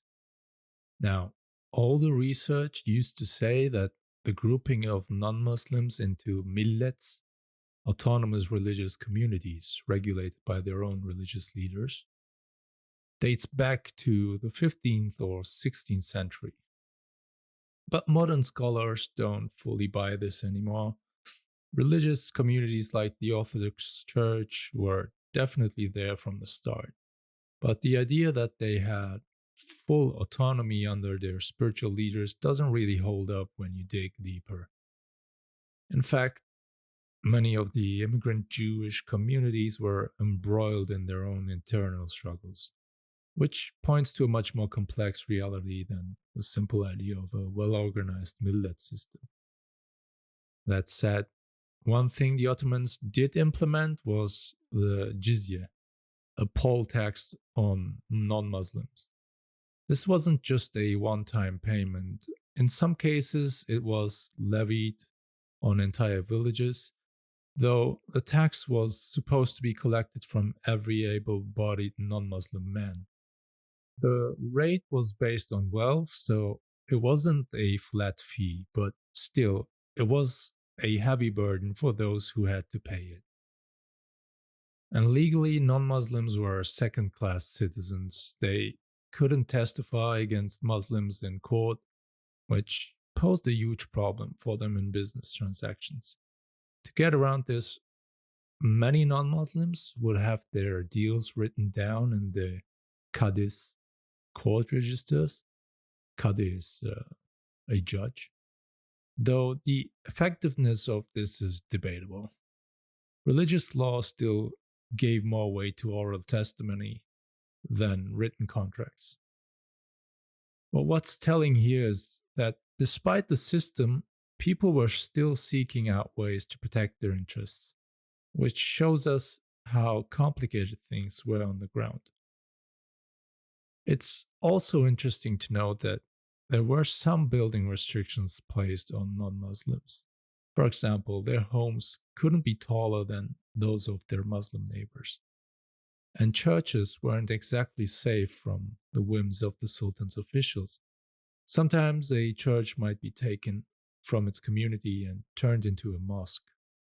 Even more jarring, non Muslims might be forced to sell their homes and move to make way for a mosque that needed worshippers. Here's the thing, while the law might have been strict in theory, that practice was much more tolerant often than we might expect. In some Anatolian cities, for instance, Muslims and non Muslims lived side by side in the same neighborhoods for generations, despite the official rules. And in contrast to the more rigid religious enforcement you'd see in Europe at the time, the Ottomans rarely forced religious conversions. In fact, involuntary conversions to Islam were pretty rare. Sure, there were exceptions, like young men conscripted into the Sultan's service who had no choice but to convert, or people deemed disturbers of the peace, who were given an ultimatum between severe punishment or embracing Islam. But for the most part, conversions were voluntary. Why, you might ask? Well, a lot of it had to do with the jizya. For many people, the tax was a huge burden, and converting to Islam meant being relieved of it, along with gaining social and economic mobility, of course. Some people, especially in Southern Eastern Europe, had grown disillusioned with the constant religious infighting between Orthodox, Catholics, and Protestants, and saw Islam as a way to escape that chaos. Plus, embracing Islam meant escaping that second class status and living more freely as a Muslim subject, no longer second in the eyes of the state. Sometimes, entire villages or families converted, though the reasons for these mass conversions are still unclear. There's not a lot of detailed historical records to tell us why. But what we do know is that the Ottomans didn't go out of their way to force conversions. In fact, the jizya was a valuable source of income for the state, so local governors and officials were often more interested in keeping it coming than pushing too hard for religious uniformity. Okay, now let's look at how the average Ottoman was making a living. Let's look at agriculture and trade. So imagine this, you're a peasant in the Ottoman Empire. The year, let's say, somewhere around the mid 1500s, life is tough. It's not just about surviving winter or dodging disease. Your entire existence revolves around the soil and the taxes you owe on what that soil gives you. Because in this empire, it's the peasant, not the sultan, not the vizier, who holds up the entire economic structure like Atlas with the world on his shoulders. And the bureaucracy, oh, they want to keep it that way. Keep the machine running, keep the grain flowing, keep the taxes coming. But here's where things get complicated. On paper, you're not supposed to move. You want to pack up and leave your village, you need permission from the local timar holder, your military landlord. But what if you just leave anyway? What if you disappear into the chaos of a city, sign up with a mercenary band, or find your fortune on the frontier? Because that's happening. Soldiers, guys who start with a hoe in their hands, prove themselves in battle and walk away with a timar of their own. Now, they're landowners, kind of. Their past still follows them like a shadow. Can a peasant ever stop being a peasant? Meanwhile, back in the villages, family farms are supposed to pass from father to son intact. The sons are expected to work the land together, a tidy little ideal. But reality, it's messy. Timar holders, half the time they are nowhere to be seen, but the taxes, oh, those still arrive. Sometimes in kind grain, wool, olive oil, and during wartime, that burden skyrockets. Imperial officials show up demanding food, pack animals, manpower, and they don't take no for an answer. And then there's the land itself. This isn't the flat, fertile earth of the Nile or the Euphrates. The Balkans, Anatolia, we're talking mountains, hard, uneven terrain, the kind of place where you can't use a heavy plow. So, what do farmers do? They use the aratrum, a light plow that just scratches the soil, barely enough. The coastal plains, swampy and riddled with malaria. The Anatolian highlands, beautiful, yes, but dry as bone. Farmers there have to rotate land, let fields go fallow. The harvests, sometimes only 4 grains back for every one planted. 4 to 1. That's not thriving, that's barely surviving. And just when you think it can't get worse, drought. Around 1600, things go dry. Even Italy suffers. In Anatolia, rain doesn't come for decades. Rivers are few and shallow, food struggles to reach the cities, and yet, the rural population continues to grow. Why? Because this isn't just an Ottoman story, it's a Mediterranean story. In places where transport is easier, we see the rise of specialty crops. Bursa becomes a hub for silkworms. Along the coast, it's olives, raisins, grape syrup, luxury goods for the elites in Istanbul. But don't expect the farmers to see much of that profit. The middlemen, merchants, and carriers scoop up the lion's share. Something else is happening too. The nomads are settling down. The old free roaming way of life is fading. The new game, it's sedentary, market driven rural life. You live in a village, you grow crops, you go to market if you can.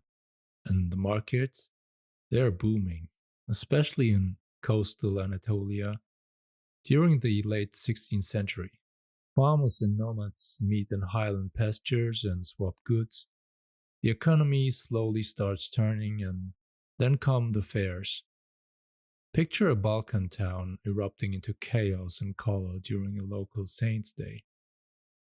Merchants flood in, even Ottoman viziers take notice, investing in fair infrastructure. It's modest, but it's happening. In the cities, guilds dominate. These are not just trade organizations, they're gatekeepers. Want to become a master craftsman? You better jump through every hoop. Guilds control entry, enforce standards, and settle disputes in the courts of the market or cadi. And the state, it lets them. Why? Because guilds maintain order. And in an empire this size, order is gold. Now let's flip the lens and talk about trade. There's this old assumption, you'll find it in dusty 19th century history books, that in the Ottoman world, Muslims farm and non Muslims trade. Christians and Jews are your merchants, your wheeler dealers. Muslims, they stick to the land and the bureaucracy. Yeah, not quite. Because when we dig into the records, like customs books from the Black Sea, we see something else entirely. Muslim merchants paying custom duties, a lot of them. In fact, the majority. And they're not just in Istanbul, they're in Cairo, in Aleppo, running vast trade networks across continents. Well, here's the thing, the empire doesn't even have a hyper centralized customs system. Fewer checkpoints, less state interference, trust in the system. How often does that work? And yet it does. Take Aleppo after 1516. The Ottomans roll in and boom, economic explosion. Caravanserais rise, covered markets hum with activity, It's a city built on trade, and it's not alone. Philanthropic foundations fuel construction across the empire. Lüleburgaz, Pias, quite little towns becoming hubs of commerce. And here's where the religious narrative really falls apart. Were Muslims scared to deal with their quote infidels? Not really. Sure, there are rules about religious segregation, but those only mean something if you're rich enough to enforce them. In reality, Muslim merchants deal with everyone. They trade internally, sure, but also abroad. Egypt and Syria have links to India, and get this, Ottoman Muslims regularly travel to Venice, the very heart of Christian Europe, even during peace. But there's a catch. The Ottoman state doesn't like wealth it can't control. Accumulating too much capital, that's dangerous. So, merchants from partnerships, but steer clear of limited liability companies. Not because Islamic law forbids them, it doesn't. It's just that the state keeps one eye on the market and the other on social order. Wealth, yes, but not too much, not outside the system. The same logic applies to craftsmen. If your industry matters to the army, leather, cotton, weapons, and guess what? The government steps in. Sometimes it even bans exports during conflict. Even when a city like Ankara thrives on mohair weaving, the state protects the raw materials. But here's the twist to all of this: imports are fair game. The Ottomans want goods flowing in. Why? Well, to keep prices low, to keep the urban masses fed and clothed. No tariffs, no bottlenecks.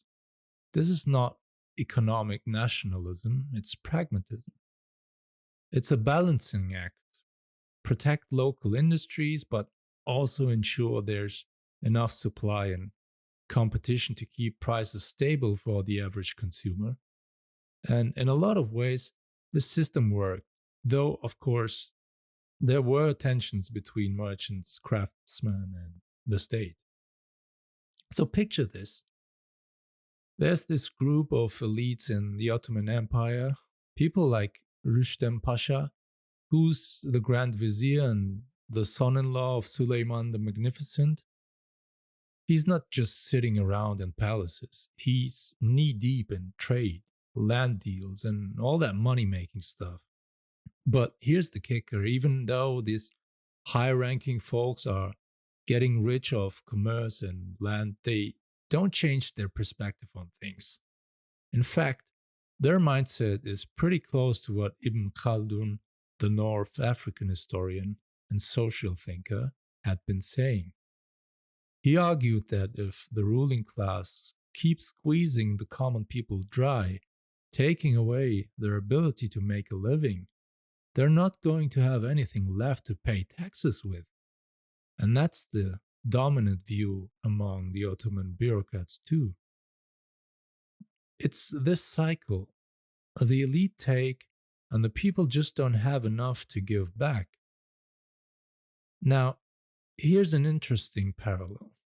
The economic mindset of the Ottoman elite isn't that different from what we see in 16th century Europe. Both groups are obsessed with gold and silver. They see it as a foundation of their power. It's the currency that fills the coffers and makes military campaigns possible. So, for both the Ottomans and their European counterparts, importing precious metals is a good thing, while exporting them, not so much. That's where the rub is. For the Ottomans, gold mostly flows in from Africa via Egypt or as tribute from European powers, but come the mid 1500s, a new player enters the scene: silver. Specifically, Spanish silver from the New World. It starts pouring into Ottoman trading hubs like Izmir, Salonika, and Aleppo, thanks to the empire's favorable trade balance with European states. And this is something that will last for centuries. With all this silver flooding in, prices start rising though. It's inflation, plain and simple. Now, it's tough to say exactly how much the influx of silver impacted prices because historically there's been this steady trend of precious metals flowing eastward all the way into South Asia. The Ottomans are aware of this and they're doing everything they can to stop it. They want to keep their gold and silver at home, not see it vanish off to the east. However, there is a little problem. Every year, the Ottomans are shelling out massive sums to fund pilgrimages to Mecca and Medina. And while this is a religious and political goal, it's also fueling trade with South Asia, which just so happens to bring in more Indian goods. That means, whether they like it or not, the Ottomans are essentially encouraging the very thing they're trying to stop, the outflow of precious metals. It's like a leak in the dam they can't plug. It's the twilight of the 1500s bleeding into the dawn of the 1600s, and Anatolia is teetering on the edge. The once firm grip of the Ottoman sultans over this crucial heartland, it's slipping fast. Control isn't just weakening, it's unraveling. Across the countryside, armed bands roam like wolves, claiming, some truthfully, many not, that they are serving the Sultan or one of his provincial governors. But instead, keeping order, these men are plundering everything in sight. Villages burn, crops vanish. The line between authority and bandit blurs into smoke and blood. Now, Sultan Murad III, he's no fool. He sees what's happening, so he throws the villagers a bone. Permission to raise militias, to protect themselves, to slam the door shut on outsiders. It's a rare concession from the top, almost an act of desperation. But here's the catch, and it's a brutal one. Many of these armed men, they do serve a legit official. So when they knock on your door demanding food, shelter, or worse, you can't just say no, because technically they've got the badge of authority, even if they act like marauders. This isn't just a security crisis, it's really a breakdown of the imperial illusion that the Sultan's hand can reach every corner of his empire. Now, right now in Anatolia, it clearly can't. Not many of these rebel mercenary leaders are trying to crown themselves kings. That's not the game. They're not building thrones, they're angling for job offers. Most of them, they're just hoping the chaos buys them a better seat at the imperial table. A border command here, a governor's not there. That's the goal, to get folded into the system they're tearing apart. And the rank and file, the common mercenaries, their motives are even murkier. History doesn't leave us a clear script of what they were thinking, but let's speculate, because the clues are there. They're living with uncertainty, treated as expendable tools of war, and they are watching the Janissaries, the elite troops of the empire, getting tax exemptions, perks, privileges. I mean, who wouldn't want in on that deal? Maybe this rebellion, this scorched earth rampage, is their twisted ticket to legitimacy. But there's a cost, of course, a massive bleeding cost. These freebooters aren't just roughing up the countryside, they are occupying entire cities, real cities, key Anatolian hubs. And the trade routes, they are shattered, the commerce is choked off. The arteries of Ottoman economic life clog with fear and fire. Can't those traditional caravanserais for merchants start falling into disrepair? Bazaars empty out, whole urban centers begin to rot from the inside. This isn't just about power, it's about the fraying edges of a world economy and an empire suddenly realizing that its own hired swords might be its deadliest threat. Behind the smoke and fire of these rebellions, there's something bigger going on, something structural. The entire nature of warfare is changing. The age of the sword and the saber, it's fading. Small arms, firearms are stepping onto the battlefield and turning everything upside down. And that spells disaster for a key pillar of Ottoman military strength, the cavalry. These guys, the Timur holders, they've been the empire's shock troops for centuries, heavily armed on horseback, tied to land grants in exchange for military service. It's a deal that gave them power, money, identity, and now the entire system is going obsolete. Because let's face it, a guy with a curved blade charging into a battle on horseback doesn't stand much of a chance against someone with a musket and a steady aim. But here's what's really telling. The Ottoman state doesn't step in to adapt. It doesn't set up training camps, doesn't modernize its cavalry, no centralized overhaul. Instead, it shrugs and kicks the problem down the chain. Officials are told, recruit whoever you can, however you can. Private initiatives become policy, which in an empire already cracking at the seams is like throwing more dry wood on a fire you think you're trying to put out. So now you've got displaced cavalrymen stripped of status with no place in the new order, while new armed factions rise up through improvised recruitment. It's not reform, it's improvisation at gunpoint. And in the background, the old Ottoman war machine creaks louder and starts to break. So, what do Ottoman governors do in the face of rising chaos and crumbling central control?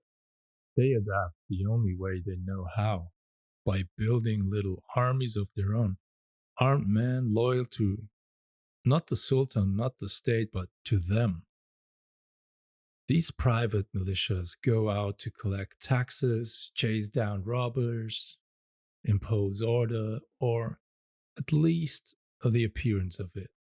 But there's a problem, and it's not a minor problem. These troops don't stick around. They're constantly being swapped out because every time new governor shows up, and this happens a lot, he brings in his own crew. Loyalty isn't transferable, and it sure as hell isn't institutional. So, with every turnover, another wave of armed, trained men is cut loose. And what happens to them? They don't just disappear, they linger, they roam, they drift into the cracks of society with their weapons and their grudges and their hunger. By the 1630s or 40s, the number of independent mercenary leaders starts to decline. That's true, but rebellions don't go away, they evolve. Now, it's not just freelancers making trouble, it's soldiers under the command of viziers and pashas, insiders basically, rising up and again through the 1600s. These aren't rogue elements anymore. This is rot from within the system itself. It's not just a question of loyalty, it's rather a question of survival at this point. In a world where the lines between soldier, bandit, and bureaucrat blur completely, Whose side are you even on? So by the 1600s, the cracks in the Ottoman world are reaching the imperial core, if you will. Istanbul, Cairo, Damascus. These big cities become sort of pressure cookers. And the Janissaries, who were once the elite guard of the empire, the military caste trained from childhood to serve the Sultan without question, yeah, those guys, they're starting to get political. They're not content to just march and drill anymore. They see the instability, they feel the strain, and they realize they have leverage. And here's the important thing: the empire can't really afford them anymore.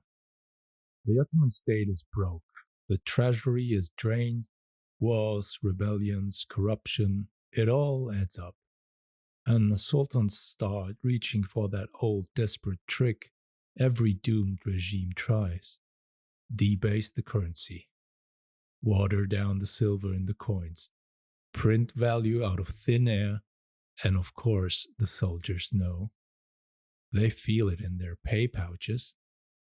So now you've got a standing army whose real income is shrinking, stationed in major cities, watching the political elite flounder. And they've got weapons. What happens next? Rebellion. Not just in the provinces, not just by mercenaries from the center. Janissaries turning on their own rulers, grand viziers are dragged from power, sultans fall not to foreign invaders but to their own guards. It's not an occasional mutiny, it's a cycle, a pressure valve that explodes again and again. But even that has limits, because after the smoke clears, the same problem remains. The soldiers still need to eat. And if the state can't pay them, they turn to the cities around them, shaking down merchants, muscling into trade, taking what they can to survive. It's a slow erosion of imperial order, not from the outside in, but from the inside out. And no one, not even the palace, is safe from it. So, what happens when your elite soldiers can't live on their wages anymore? When the empire is too broke to keep its warriors fed, they adapt, just like everyone else. Some Janissaries start picking up side hustles like shoemaking, smithing, carpentry, whatever it takes to make ends meet. In Cairo, however, it goes way beyond that.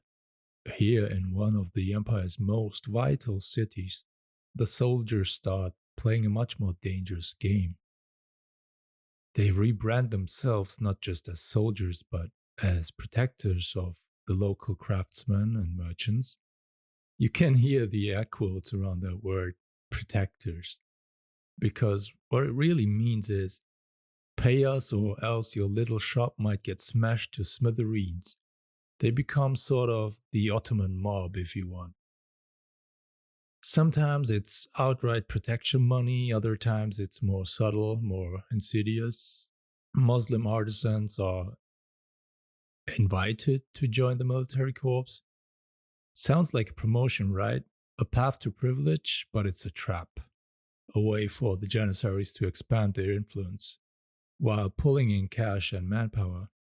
And the soldiers don't seem too concerned with whether these new recruits are actually trained for combat. Over time, that flood of untrained craftsmen starts to rot the military from the inside. These elite corps slowly transform into glorified militias, bloated, unprofessional, and riddled with internal politics. What was once the blade of the empire becomes something duller, messier, and far more unpredictable. It's the militarization of civil life and civilianization of the military, all happening at once.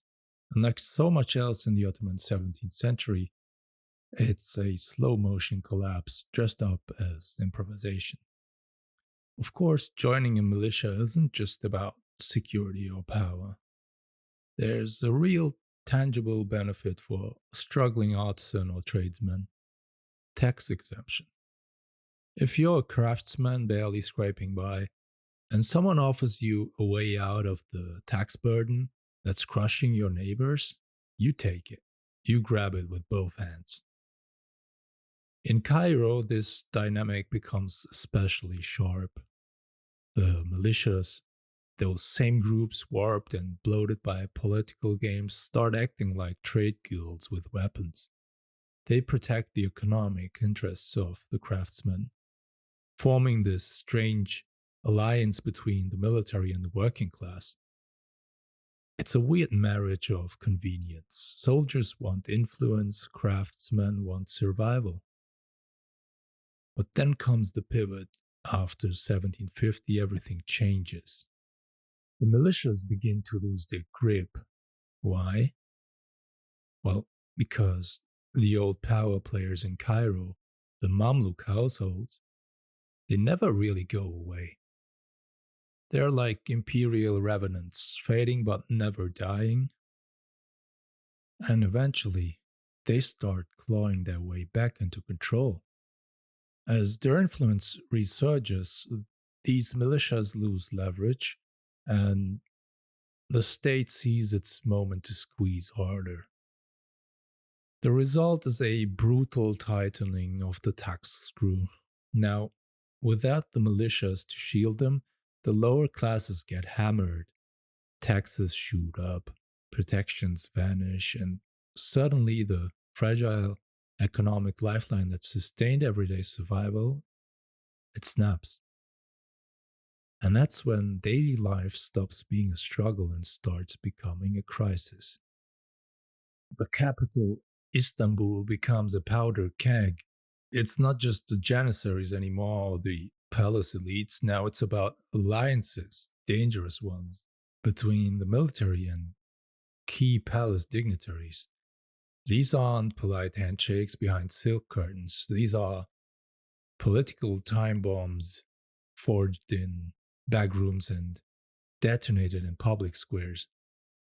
Fueling the fire are the people, the common folk, the little people, if you want, ground down by the same economic and political crises we've seen play out across the empire.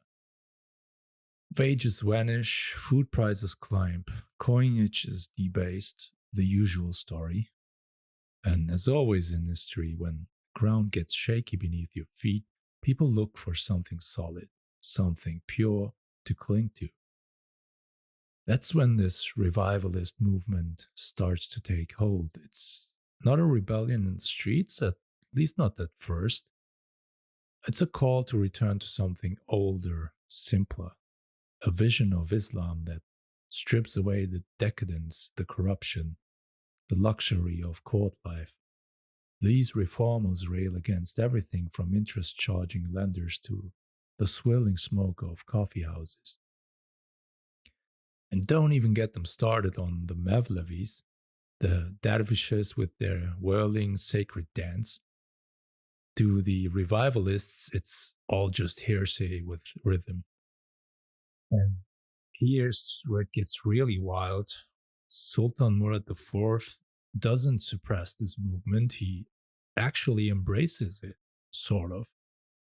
He allies himself with these reformers, publicly backs them, tries to enforce their teachings across the empire, and on everyone but himself, of course. The hypocrisy is staggering, but the political move is savvy. Murad uses the movement like a weapon, another tool for control. But then he dies in 1640, and the Ottoman elite, they've had enough of this game. They don't crack down on a blaze of violence, they do it in Ottoman style, if you will. Appointments, promotions, exile. The sharpest critics of the regime, the loudest preachers, either get bumped up the ladder into cushy, controlling offices or They get banished from the capital altogether, out of sight, out of mind. It's 1656, and the empire is still flailing. It's choked by rebellion and riddled with corruption, bleeding from a dozen wounds. Then the Sultan Mehmed IV is still a young man. He's way too young, too green. And his advisors, they know it, they do something bold. They bring in an old war horse, someone with a reputation for toughness and zero tolerance. That man is Mehmet Köprülü. He's old, he's weathered, but he's exactly what the empire needs. They give him extraordinary powers, carte blanche to clean house, crush rebellion, and restore order. And once Köprülü steps in as Grand Vizier, the entire tone of the government changes, fast. Despite his age, Köprülü isn't some bureaucrat pushing paper in a smoky room. He's a fighter. In 1657, he takes to the field himself, personally leading the charge to retake 2 Aegean islands from the Venetians. Why does this matter? Because those islands were a dagger pointed at Istanbul's throat. By reclaiming them, Köprülü doesn't just win a military victory, he sends a message. The empire still has teeth. Then the crackdown begins. Rebellious soldiers. They are purged. Names are wiped from the muster rolls like they were never there. And all those citizens who had wormed their way into government positions, whether through corruption, family ties, or opportunism, they're stripped off their offices. Some go quietly, others don't get the chance. Because Köprülü doesn't hesitate to use violence, especially against the rebel cavalrymen, the ones who've been destabilizing the state from the inside for decades, it's a bloodbath. Not a quiet, bureaucratic reshuffle. It's a mass killing. And in the cold logic of imperial survival, it works. When Mehmet Köprülü dies in 1661, the empire breathes just a little. The soldiers' uprising quelled for now, the system momentarily stabilized, the capital calm, at least on the surface, but underneath, pressure's still there, waiting. With Mehmet Köprülü's rise, something bigger than just a political comeback is born. The Köprülüs don't just restore order, they build infrastructure, not roads and bridges, but power networks. Political machine wrapped inside a family, and that family becomes the most important power block in the Ottoman Empire for the next generation. They create what amounts to a dynasty of viziers.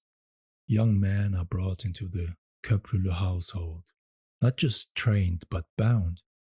They're educated, married off to daughters or trusted servants of the Köprülü family, and then launched into the Sultan's administration. It's a classic patronage system, but run with military precision. Everyone owes their career to the household, and in return, they advance its goals. And then comes something almost unthinkable in Ottoman politics: a hereditary Grand Vizier. When Mehmet Köprülü dies, his son, Fazıl Ahmet Pasha, steps into the same position. That kind of succession doesn't just happen. It's a testament to how deeply entrenched this family has become. And Fazıl Ahmet, he proves he's more than just a son with a famous last name. He delivers. The military campaigns under his leadership start stacking up like trophies. Transylvania is brought back under Ottoman control. The long draining war with Venice finally brought to a dramatic conclusion with the capture of Candia in 1669, a Venetian fortress that held out for over 20 years. Yeah, 20 years. That's not a siege, that's a whole generation. And they take it. And then there's the showdown with the Habsburgs. Even though Fazıl Ahmed hits a bump against the legendary Montecuccoli, he still manages to spin a victory out of the campaign. The Peace of Bashwar in 1665 is shockingly favorable to the Ottomans. And as if that's not enough, he pushes north, Poland, Lithuania, more campaigns, more conquests. The capture of Kamianets-Podilsky in 1672 marks the absolute peak of Ottoman territorial expansion. This is the empire at maximum stretch. Not every Köprülü has the same grit or talent, that's true. Some are weaker, less effective, more political than strategic. But here's the key: the system holds. The Sultan Mehmed IV is politically limited, and the Köprülüs exploit that. They control the levers of power while keeping the army loyal, the politics stable, and the frontiers expanding. For 2 decades, it works. The empire doesn't just survive, it thrives. And it's all powered by a family that turns politics into bloodline strategy. Now, here's the dirty little secret of the Ottoman 17th century. Most of the sultans, they're not running the show. With a few exceptions, Murad IV, who rules with an iron fist from 1623 to 1640, and Mustafa II, who briefly tries to take command in the late 1600s. Most of the sultans fade into the background. They wear the crown, sure, but they don't wield a sword. They're figureheads in a system increasingly dominated by other players. And the pattern doesn't stop there. Even as we step into the 18th century, only a handful of sultans really stand out to modern historians. Ahmed III, who rules during glittering and fragile tulip era, Mahmud I, who inherits a palace rocked by rebellion, and Selim III, the reformer who tries to drag the empire into the modern world and pays the price for it. But the real action, it's still happening in the office of the Grand Vizier. The Köprülüs already transformed that role into a kind of shadow monarchy back in the 1600s, and by the 1700s, the tradition continues. The Grand Vizier's office isn't just a ministerial job, it's the nerve center of the empire. Whoever controls it controls policy, the army, foreign relations, everything that matters. And into that role steps another heavyweight, Nevşehirli Ibrahim Pasha. He's more than just a capable administrator. He's a city founder, a political player with long-term vision. Named after the city he essentially builds from scratch, Nevşehir, he becomes a defining figure of the 18th century state. One of those rare men who rises not just through palace favor, but by sheer force of character and clever navigation of the court's treacherous waters. So while the sultans drift in and out of history like shadows on silk, it's these viziers, these power brokers who leave fingerprints on the fate of an empire. What happens next would have been almost unthinkable a century earlier. The rise of the pen pushers, not the warriors, not the pashas, but the bureaucrats.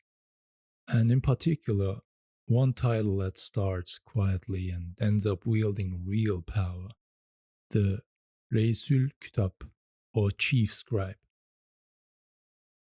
Originally, this guy is just part of the Grand Vizier's staff, a glorified secretary handling foreign correspondence. In the 16th century, he's in the room, but nobody's looking to him for decisions. He's a functionary. But by the 18th century, everything changes. Because suddenly the Ottoman Empire finds itself needing to talk more than it fights, especially with Europe. Wars still rage, sure, but diplomacy becomes crucial. Foreign courts, treaties, embassies, alliances, it all gets more complicated, more vital. And guess who understands that world better than anyone? The scribes, the diplomats, the men who've been sent to observe the enemy, not on the battlefield, but in glittering halls in Vienna, Paris, or St. Petersburg. These guys, former envoys to Europe, used to be footnotes in the hierarchy. Now, they are rising fast. Their knowledge of European politics, etiquette, and language becomes a strategic asset. And the chief scribe's office, it evolves from a clerical role into something far more powerful, a proto-foreign ministry.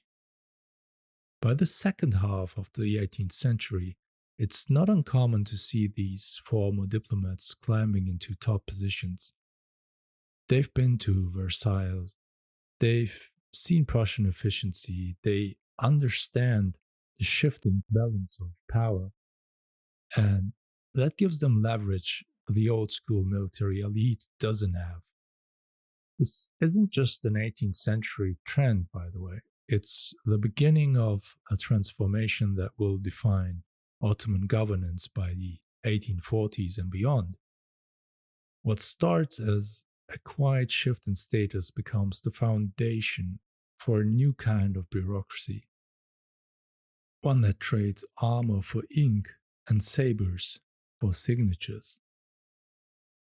This is how empires modernize. Slowly, almost invisibly at first, but when you zoom out, you realize the sword is no longer the only path to power.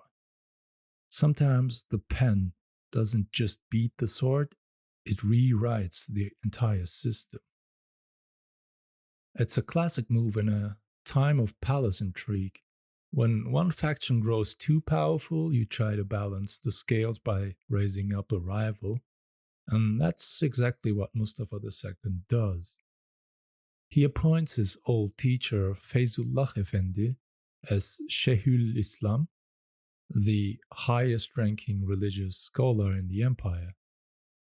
This isn't just about theology, it's politics, and deep politics at that. Mustafa likely hopes that this well connected, high respected scholar will build his own political household, a kind of religious counterweight to the ever dominant Köprülüs. And at first, it seems to be working. Feyzullah begins gathering influence, stacking the court with loyalists, threading clerical authority into the state bureaucracy. His religious legitimacy gives him cover. Nobody wants to question a man of God. But then, war breaks out. It's the long, grinding Ottoman Habsburg conflict, and Feyzullah does something unprecedented. He doesn't just bless the war effort, he gets involved in it, directly, actively. He starts shaping military policy, influencing decisions usually left to generals and viziers. The soldiers, they don't take it well. They don't care how pious he is.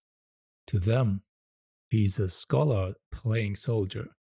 And in a war where lives are lost by the hour, that kind of interference sparks outrage. But here's where the story turns brutal. Because once Feyzullah Effendi steps into the arena of power, he gives up something sacred, his protection. Normally, Ottoman religious scholars, ulema, are untouchable. They live above the world of floggings, prison, and political punishment. That's the deal. They stay out of direct politics and the state leaves them alone. But Feyzullah breaks that pact. And once he's in the game, he's fair game. He becomes a cautionary tale in Ottoman history, the scholar who reached for power and lost the shield that made him sacred. In the empire, even the holiest men aren't safe once they pick up the tools of the state. Now, by the 17th and 18th centuries, something profound is happening inside the Ottoman Empire, something older historians often misread. The sultans are stepping back. Power is no longer flowing exclusively from the throne. It's fragmenting, dispersing, spreading into the hands of officials, households, bureaucrats, and power brokers who don't wear the crown but run the machine. Earlier historians love to point to this moment and slap on the label of decline. The logic goes, if the Sultan isn't calling the shots, the empire must be falling apart. But modern eyes see something different. Because, as Max Weber reminds us, this kind of bureaucratization, this shift toward routinized institutional power, that's not decline. That's the hallmark of modern governance. It's what keeps the machine running long after the founding warrior king is gone. I mean, look at the households, not just the Köprülüs, but others like Feyzullah Efendi's descendants. These aren't just families, they are talent pipelines, informal power networks that recruit, train, and install new generations of bureaucrats. They act like ministries before ministries even exist, and they feed into a growing apparatus of state that begins to hum with its own internal logic. These institutions start developing a momentum of their own, independent of any one personality. The viziers, the scribes, the governors, they don't just obey orders anymore. They generate policy, they maintain continuity, and remarkably, the empire holds together. Think about that. This is a state that has built itself to the point where it can function without an active sultan. That's not weakness, that's resilience. In a world where dynasties rise and fall with the mood swings of a single monarch, the Ottomans are doing something different. They are laying down tracks for something that outlives the charisma of a conqueror. Something that can grind on decade after decade in war and peace, glory and humiliation. So, while Istanbul's bureaucrats are tightening their grip on the machinery of empire, something else is happening out in the provinces. Something that seems, at first, to undermine the whole idea of centralized rule. Back in the day, it's the governors appointed by the imperial center who run the show. But after 1695, that starts to change. A new class rises up, tax farmers, men who buy the right to collect taxes. And after this point, they can extend those contracts for life, which means suddenly they're not just renting power, they're building entire dynasties. And in the 18th century, these dynasties begin to dominate the political landscape. You see names like the Chalilis in Mosul or the Azms in Damascus, local strongmen who rule their regions like private kingdoms. They're not exactly breaking away from the empire, but they're not waiting for orders either. Older historians look at this and think, the seeds of nationalism, the first flickers of future nation states, Syria, Iraq, the Levant taking shape early. But today, that view doesn't hold up. Because when you dig into it, these provincial magnates don't want independence. They're not revolutionaries, they're loyal Ottomans. or at least they play the role. They send taxes, mint coins with the Sultan's name, issue firmans in his honor. The robes may be regional, but the allegiance is imperial.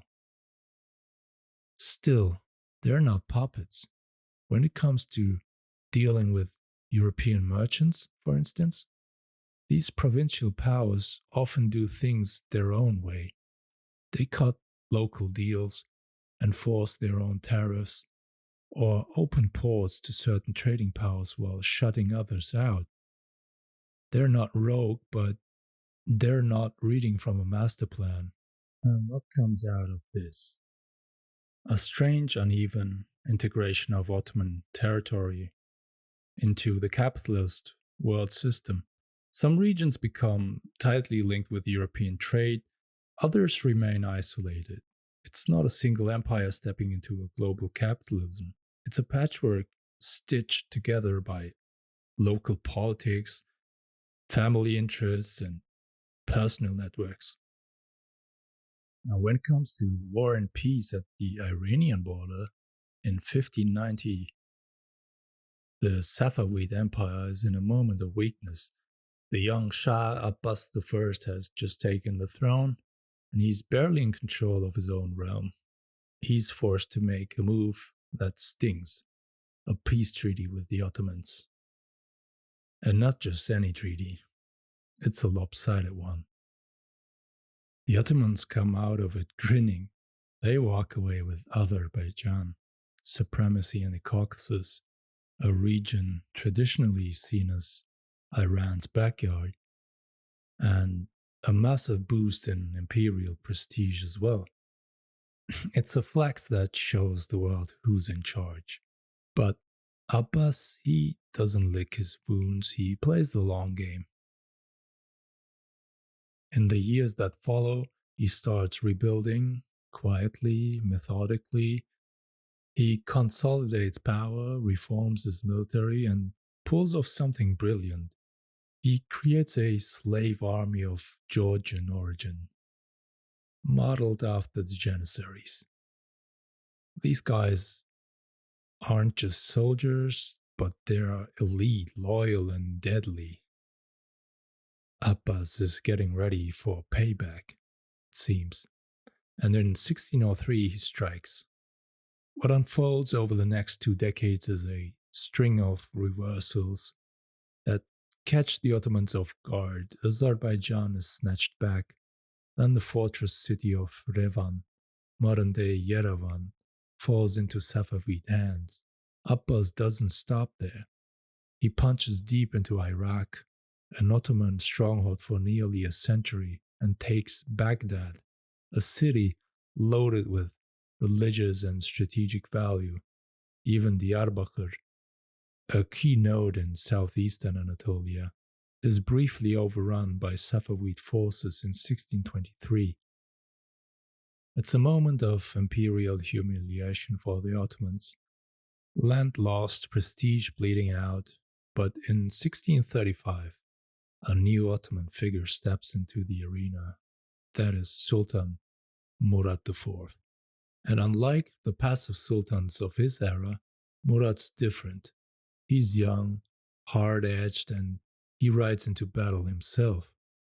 Murad personally leads a campaign to turn back the tide, and it works. He reclaims Revan, Baghdad, and with them, the Ottoman military reputation. Finally, in 1639, the two sides signed the Treaty of Zuhab, or Kasr-ul-Shirin. It cements Ottoman control over Baghdad and locks in the borders for what will be decades. For once, a treaty that sticks. It's 1726, and once again, the Ottoman Empire sees an opportunity to pounce. The Safavid dynasty, once the fearsome rival of Ottoman might, is teetering on the edge of collapse. Iran is unraveling, and to make matters worse, Tsar Petar the Great has just launched a campaign into the Caucasus. exposing just how fragile Iran's defenses really are. For Sultan Ahmed III, it's go time. He launches a new Ottoman-Iranian war, aiming to capitalize on the power vacuum and claim territory while Iran is down. The Ottomans sweep in and they take Tabriz, a city with immense symbolic weight, one of the jewels of northwest Iran. But the victory doesn't last. Out of the Iranian chaos rises a military genius, Nadir Khan, a man who will soon crown himself Nadir Shah, and who fights with the brutality of a conqueror and the precision of a strategist. He's not from the Safavid royal line, but that doesn't matter. He's got discipline, firepower, and vision, and he wastes no time. He pushes the Ottomans back, reclaiming Tabriz and hammering away their forward positions. The balance of power flips, and it does so fast. By 1730, the Ottomans have to sit down at the negotiating table. The result is a treaty that looks familiar. The borders are red drawn along the lines of the old Treaty of Zuhab, the same one signed back in 1639. And if that sounds like a reset button, it's because it is.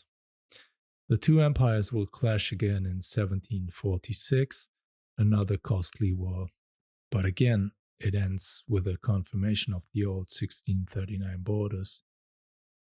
After over a century of war, blood, and shifting front lines, both sides keep returning to that same line in the sand. It's like history refusing to move forward. Now, let's look at the last wars against Venice and the conflict with the Habsburgs.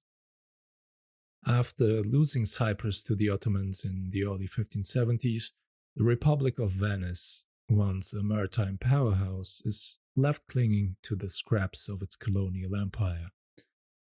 What remains? The island of Crete, a few ports scattered along the Dalmatian coast, and a handful of islands in the Ionian Sea. It's a far cry from the days when Venetian sails dominated the eastern Mediterranean. But Crete still matters a lot. Just like in late antiquity, Crete plays a crucial role in feeding Istanbul.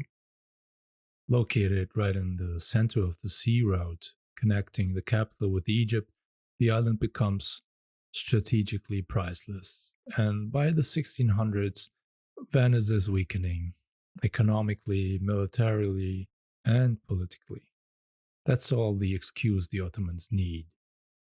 In 1644, the Ottomans launch a campaign to take Crete, and it doesn't go quickly. It's a 25-year grind.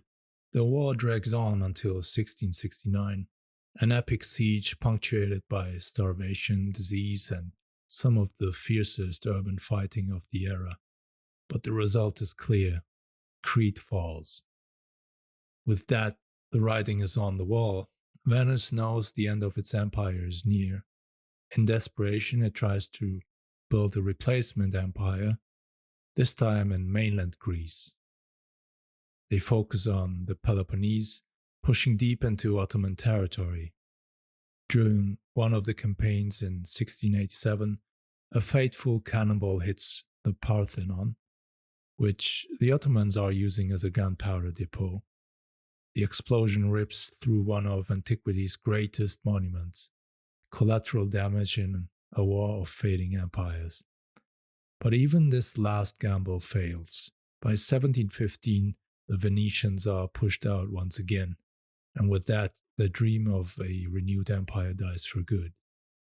From then on, Venice becomes something else entirely. Not a power, but a postcard. A port city, an art center, a tourist stop for noblemen on their grand tours. The mighty merchant republic that once defied empires is now a beautiful backwater. Yes, European trade routes shift.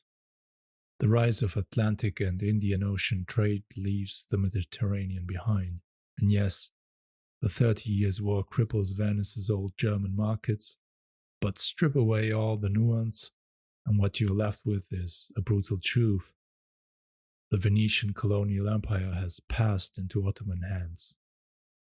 One seaborne empire rises, another fades, and the balance of power in the Eastern Mediterranean changes forever.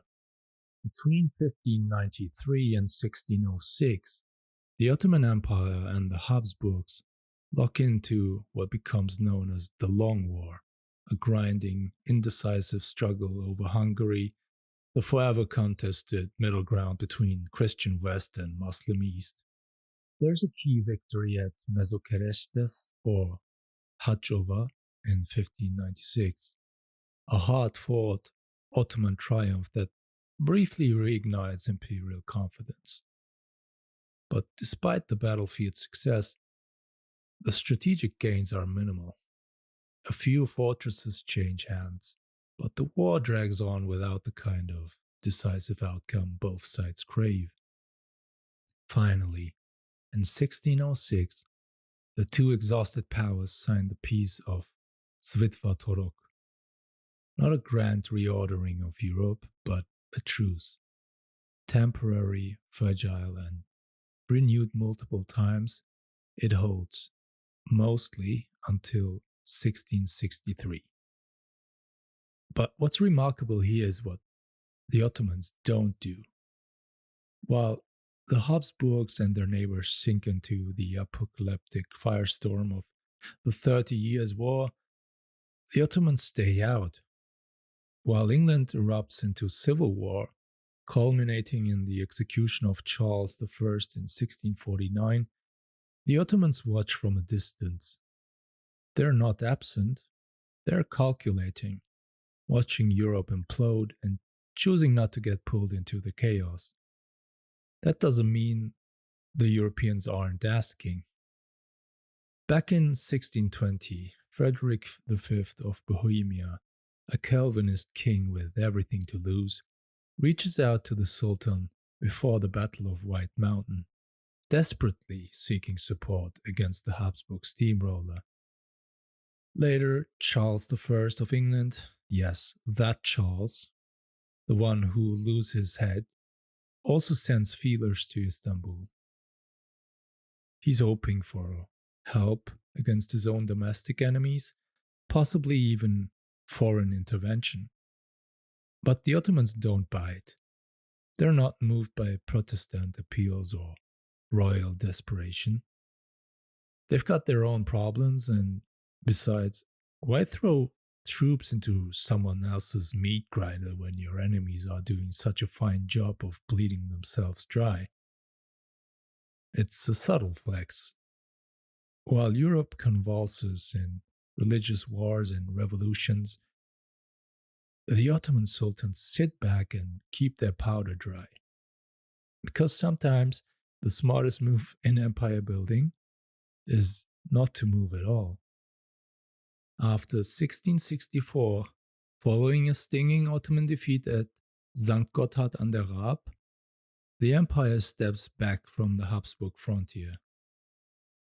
Another uneasy peace sets in, one of those wait-and-see truces that mask deeper tensions, and it lasts for almost 2 decades. But in 1683, the Ottomans decide it's time to make their move again. They roll the dice on an ambitious, high-stakes gamble, a new push into Habsburg territory aimed straight at the heart of Europe. The target? Vienna. Once more, the Ottomans set their sights on the imperial capital. It's a move loaded with symbolism. Conquer Vienna and you don't just beat the Habsburgs, you send a message to all of Christendom. The empire still has its claws. But this time, everything goes wrong before a single trench is dug. The Ottoman leadership, viziers, generals, diplomats, make critical miscalculations. At the top, there's a glaring blind spot.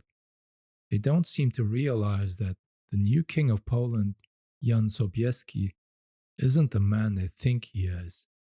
See, the Ottoman court assumes Sobieski is aligned with the French faction in Polish politics, anti-Habsburg, possibly open to an Ottoman alliance, or at least neutral. And that's true on paper at first, but the reality on the ground shifts fast after his election. Sobieski, once crowned, builds strong ties with the Habsburgs. Quietly, methodically, he positions himself as their ally, not their rival, but somehow this never fully registers in Ottoman campaign planning. The consequences are, of course, catastrophic. When the Ottomans surround Vienna, they don't factor in the possibility of a serious relief army. They're planning a siege without planning for what happens if someone shows up to break it. And someone does show up. Jan Sobieski doesn't just send aid, he personally leads the relief force, marching across Europe to confront the Ottoman army in one of the most legendary rescues in military history. The failure to anticipate this moment isn't just a strategic error, it's a collapse of intelligence, of diplomacy, of political foresight. The Ottomans have walked into a trap of their own making. The defeat at Vienna will also be the beginning of the end of Ottoman expansion in Europe. After the siege of Vienna in 1683 fails spectacularly, the consequences are far worse than the retreat of 1529. Back then, Suleiman the Magnificent had withdrawn in good order, with his empire still at its peak and the Habsburgs reeling. But in 1683, the Ottoman army doesn't just fall back, they run. And this time, the Habsburgs are ready. Like really ready. They don't stop at the border. Instead, they pursue the Ottoman forces, pushing deep into Hungary, capitalizing on their momentum.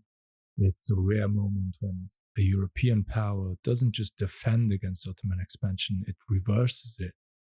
In 1686, the unthinkable happens. The fortress of Buda falls. And this time, it's not just another stronghold, it's the capital of Ottoman Hungary. And it's been in Ottoman hands for roughly a century and a half. Its loss is a symbolic gut punch and a strategic catastrophe. The floodgates are opened. One by one, the old strongpoints of Ottoman Europe start falling.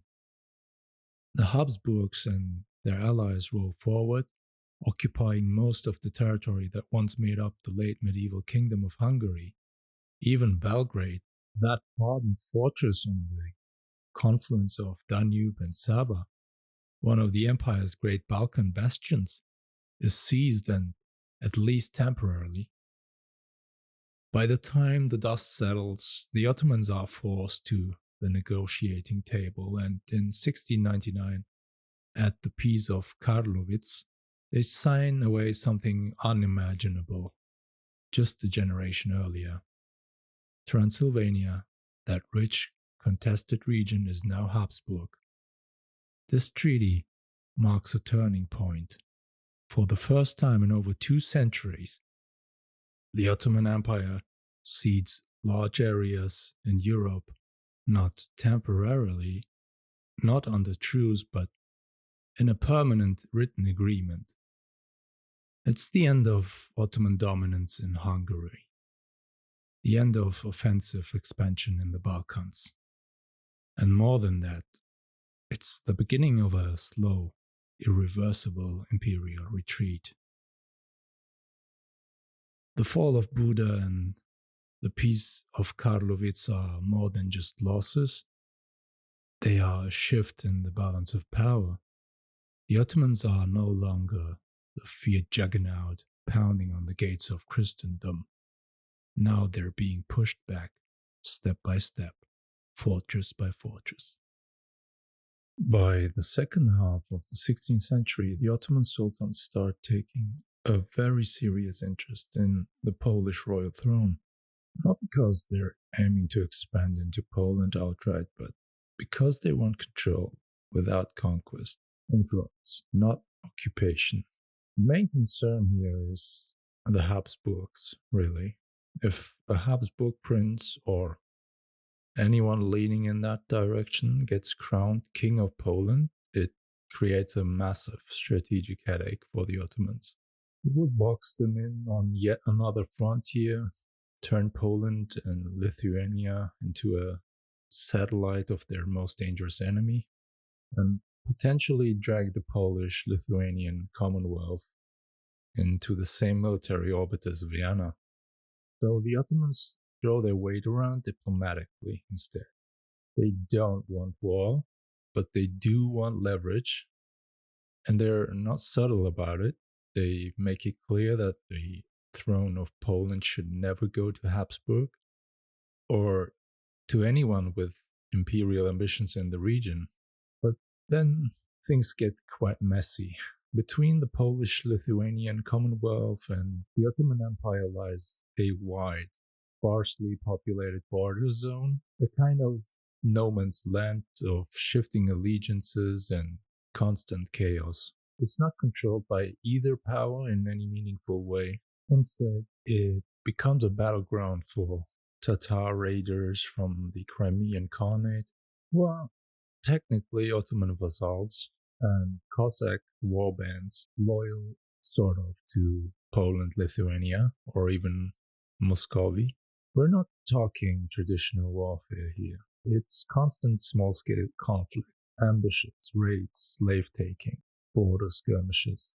It's a low-burning war, sort of, that never quite flares up into full-scale invasion, but it never truly dies down either. It's the wild frontier of Eastern Europe, and it's incredibly dangerous.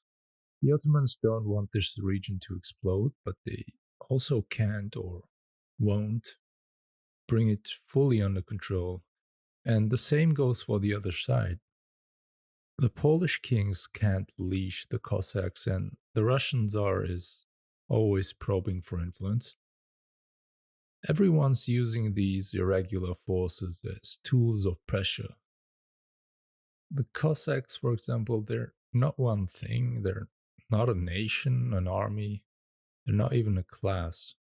They're more fluid and chaotic, a force that emerges from the cracks in two collapsing systems, really: Polish serfdom and Russian autocracy.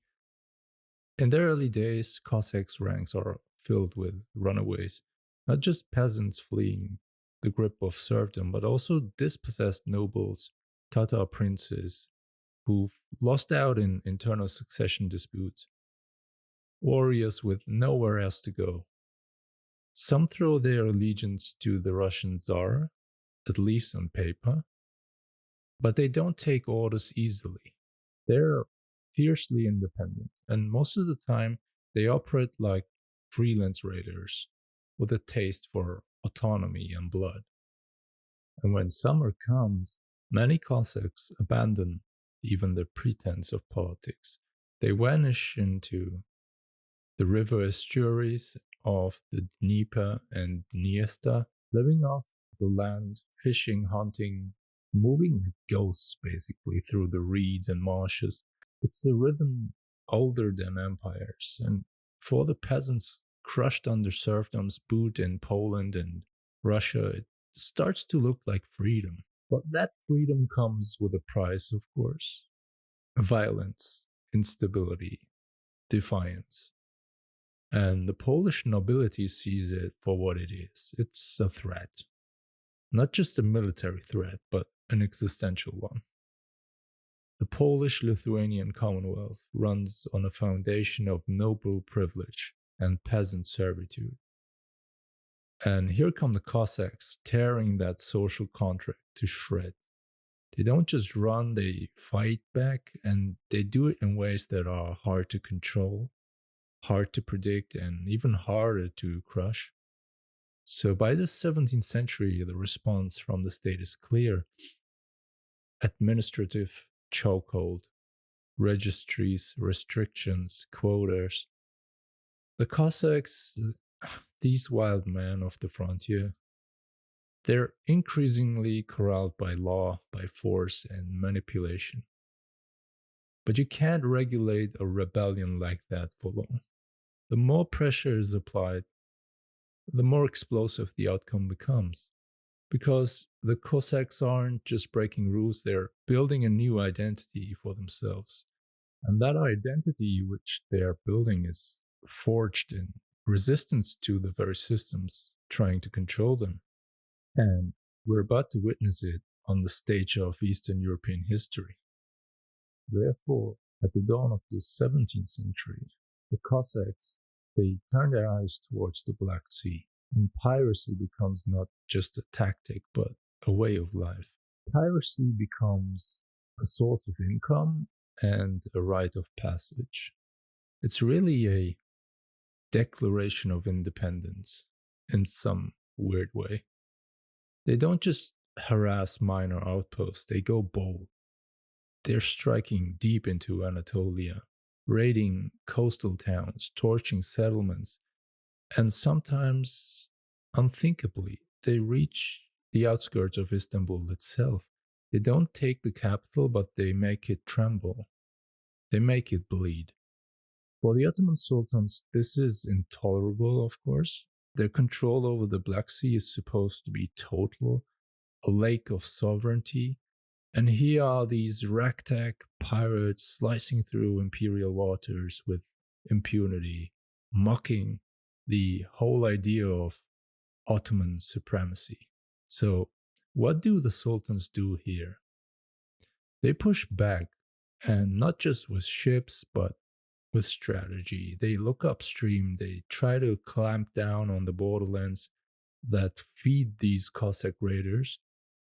The chaotic zone crossed by the Prut, Dniester, Bug, and Dnieper rivers, and I'm probably again butchering the pronunciation here, but rivers that are lifelines and escape routes all at once. A key Ottoman fortress in this region, it's Hortin, perched on the Dniester. It becomes the imperial bastion. It's fought over again and again, and Ottomans, Cossacks, Poles, and Russians all try to control this area. But control proves elusive. So throughout the 17th century, this region becomes a theater of endless low-level war, if you will. There's no clear winner, no lasting peace, just one raid, one skirmish, one siege after another. And eventually, even the empires get tired. By 1681, after decades of grinding conflict, the three powers, Ottomans, Russians, and Poles, reach an uneasy solution. The Treaty of Radzin doesn't define control, it defines abandonment. It recognizes reality that this zone has become a no man's land, a buffer of emptiness. It's really a dead zone between civilizations. The area is too contested to govern, too volatile to tame. And that, in some way, is the genius and the tragedy at the same time. The genius and tragedy of the steppe frontier. When the powers can't conquer it, they just step back and let it burn. Now, we looked at the Cossacks. Let's also have a look at the Crimean Tatars here. They're also not just another client state, they're the last living remnant of the Golden Horde, the Mongol powerhouse that once ruled over the entire Russian steppe in the 13th and 14th centuries. Officially, they form a principality subordinate to the Sultan, a dependency like others in the Ottoman world. But in reality, this isn't just about politics, it's more about pedigree. The Crimean Khan has to be a descendant of Genghis Khan, and there are no exceptions to that rule. The Ottomans, who are themselves obsessed with legitimacy, see this bloodline as second only to their own. The Khans may be appointed from Istanbul, but they're not commoners. They're royalty, wielding a sacred kind of ancestral weight. But the real story is on the steppe.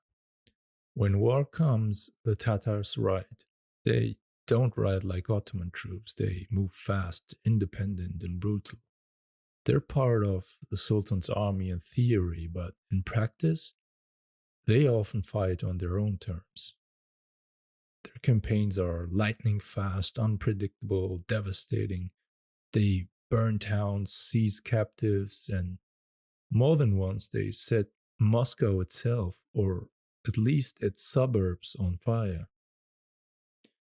Interestingly, the Ottomans don't always want this. By the time of the Treaty of Ratsin in 1681, the Sultan officially agrees to end Tatar raids on Russian soil.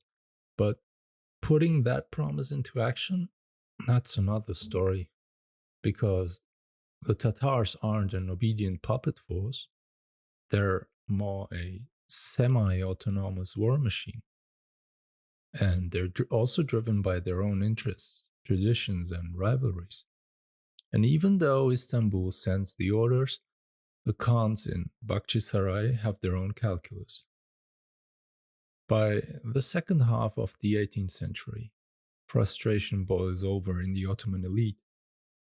The statesman and historian Ahmet Resmi writes bitterly that the Tatars aren't just troublesome allies, they're the main reason the empire keeps getting dragged into wars with Russia. And that's really the Ottoman dilemma in short, isn't it? The Ottomans, they rule over a mosaic of peoples, armies, and ambitions, but sometimes the wildest pieces of that mosaic have minds of their own. So here comes Tsar Peter I, Peter the Great, launching his campaigns against the Ottoman Empire.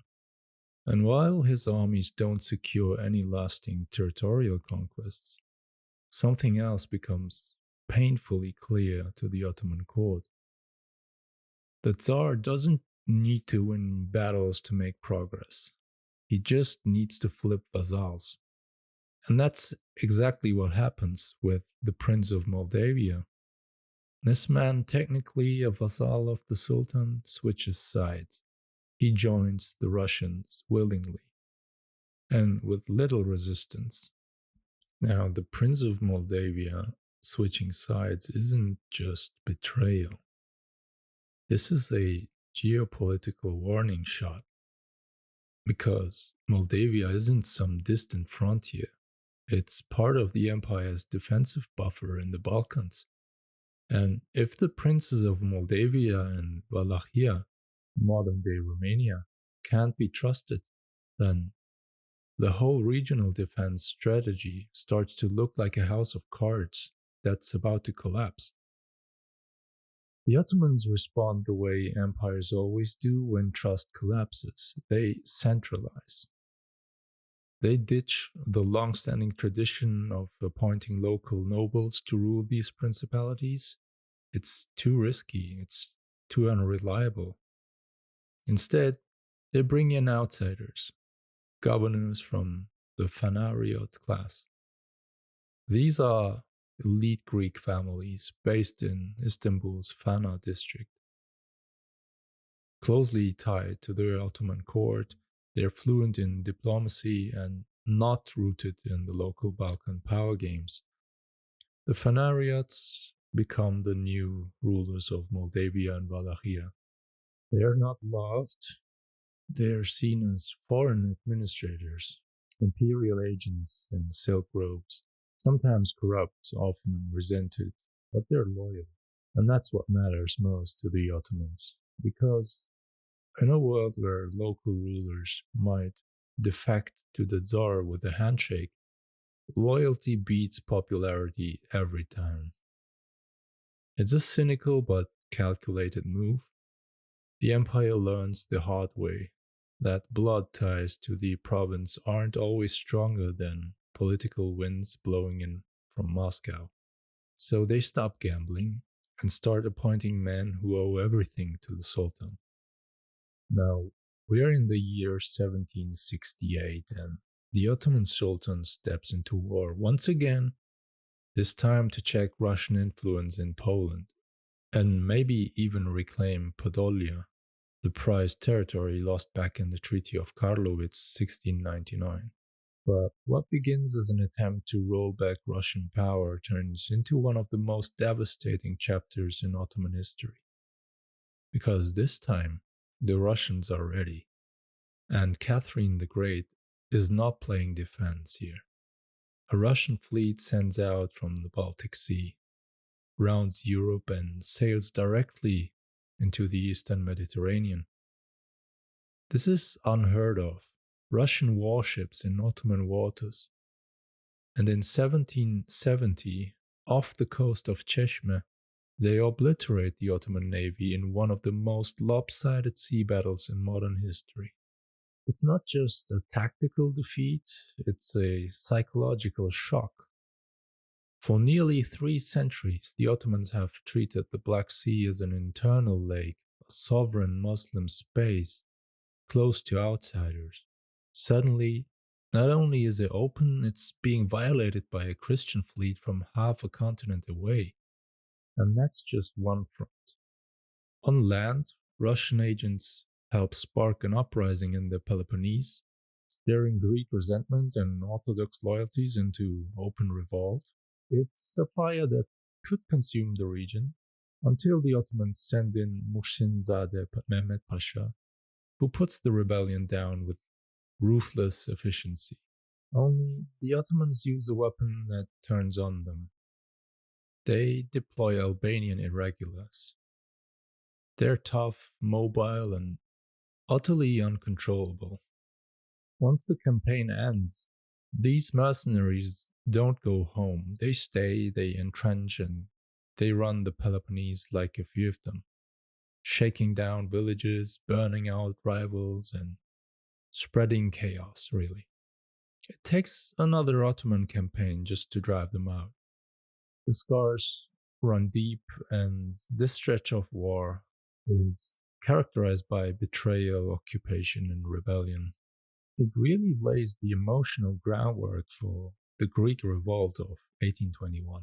The bitterness, the broken trust, the blood spilled in villages by mercenaries and rebels alike. It all becomes part of the mythology of Greek resistance. And then comes the final blow. The Treaty of Küçük Kaynarca, signed in 1774, after several failed negotiations. The terms? Disastrous. Crimea, a Muslim territory, is lost, the first time in Ottoman history that Islamic land is officially ceded. And though Russia won't annex it until 1783, the writing is already on the wall. Even worse, the Black Sea, closed to foreign ships for over 300 years, must now be open to European navigation. The Ottomans no longer control their own waters. This, for the Ottomans, is far worse than just a lost war. It's a humiliation, a turning point, really. From here on out, the empire is on the defensive, militarily, diplomatically, even psychologically. The myth of Ottoman invincibility is shattered, and the door to Russian expansion, Greek rebellion, and European intervention is wide open. Let's talk about women in the Ottoman Empire. For years, historians label the late 16th and early 17th centuries as the age of female rule in the Ottoman Empire. It's a term used sometimes grudgingly to describe the period when the Valide Sultans, the mothers of reigning sultans, wield enormous influence over the imperial court, the bureaucracy, and even foreign policy. And yes, it happens when young, inexperienced sultans rise to the throne, often children or teenagers. It's their mothers who step into the vacuum. They don't wear the crown, but they hold the court together. They manage alliances. They appoint and dismiss grand viziers. They become power brokers from behind the harem walls. And here's the problem. For centuries, historians treat this as a kind of deviation, an era of, air quotes, decay, of courtly corruption, if you will, of the empire being ruled by scheming women instead of noble warriors. The harem becomes a symbol of decline, and the women within it are painted as manipulators or even worse. And now that entire narrative is under fire. Thanks to feminist scholarship and a new wave of Ottoman historiography, the story is being re examined. Because buried beneath the scandal and rumor is a far more uncomfortable truth, which is the criticism aimed at the Valide Sultan says as much about these accusers as it does about the women themselves. What we see looking back isn't just political maneuvering. This is deep rooted misogyny hardwired into both Ottoman and European political culture. These weren't just power hungry mothers, they were among the only women in the early modern world with institutionalized political power, and that power scared people. So instead of taking the accusations at face value, that they were corrupt, that they ruined the state, modern historians are asking who's writing these accounts and what do they stand to gain by blaming the women? And this is when the whole story shifts. The Valide Sultans are no longer just background figures in the empire's decline. They become complex, calculated actors navigating a brutally male political world with the odds stacked against them from the start. When Murad IV and Mehmed IV ascend the throne as children, it's not the viziers or generals who hold the real power in those early years. It's their mothers. And that's not a glitch in the system. That's the system adapting. Whenever a child sultan sits on the Ottoman throne, it's the Valide Sultan, the mother, who steps into the power vacuum. And make no mistake, this isn't a soft role. She becomes the de facto head of state. She's navigating court factions, managing the palace bureaucracy, and even steering foreign policy behind the scenes. Yet, for centuries, these women are portrayed as out of their depth and politically naive, unfit for statecraft, as if they stumbled into power and simply reacted to crises with maternal instinct. Of course, that view doesn't hold up under scrutiny because the imperial harem isn't some pleasure garden. It's a high stakes, highly structured political institution. It's filled with hierarchy, protocol, and constant rivalry. To rise in that sort of world, to go from slave girl to concubine to queen mother, it requires ruthless intelligence, it requires adaptability and long term political vision, even. You don't survive the harem by accident. You don't dominate it without serious political muscle. These women live and breathe palace politics. They learn how to read shifting alliances, how to manipulate information, how to outlast enemies without ever drawing a sword. When they finally rise to the top as Valide Sultan, they don't start learning politics. They already know it better than most men in the room. So, when young sultans like Murad IV or Mehmed IV take the throne, their mothers aren't just placeholders. They're seasoned operators with years of experience in court survival, and now with the official authority to act on it. And when we view it that way, the era of female rule doesn't look like an anomaly at all. It looks like a hidden pillar of Ottoman resilience. one that has been massively underestimated by generations of male dominated historiography. Now, the role of the Sultan's mother changes when the rules of succession are rewritten under the surface. Before the mid 16th century, the Ottoman succession game is regional, fractured, and dangerous. Each prince, once old enough, is shipped off to govern a provincial post, usually in Anatolia, and his mother, she goes with him, not for comfort, but for strategy. In these isolated governorships, each prince builds his own little court in waiting, and every mother is sort of maneuvering behind the scenes to secure her son's path to the throne. These women are, again, deeply political, but they operate in the shadows, far from the capital, in a world of whispers and discreet alliances. Then Suleiman I Kanuni, the lawgiver, breaks this system. He does what no Ottoman ruler before him dares. He marries one of his concubines, Hürrem Sultan. She's known in the West as Roxelana, and instead of sending her off with one of their sons to a distant post, he keeps her by his side in Istanbul. Suddenly, everything changes. Now, the competition for succession isn't spread out across the empire. It's centered in the palace. It's in full view, and instead of each prince having a different mother championing his cause, most of Suleiman's heirs come from the same woman, Hürrem.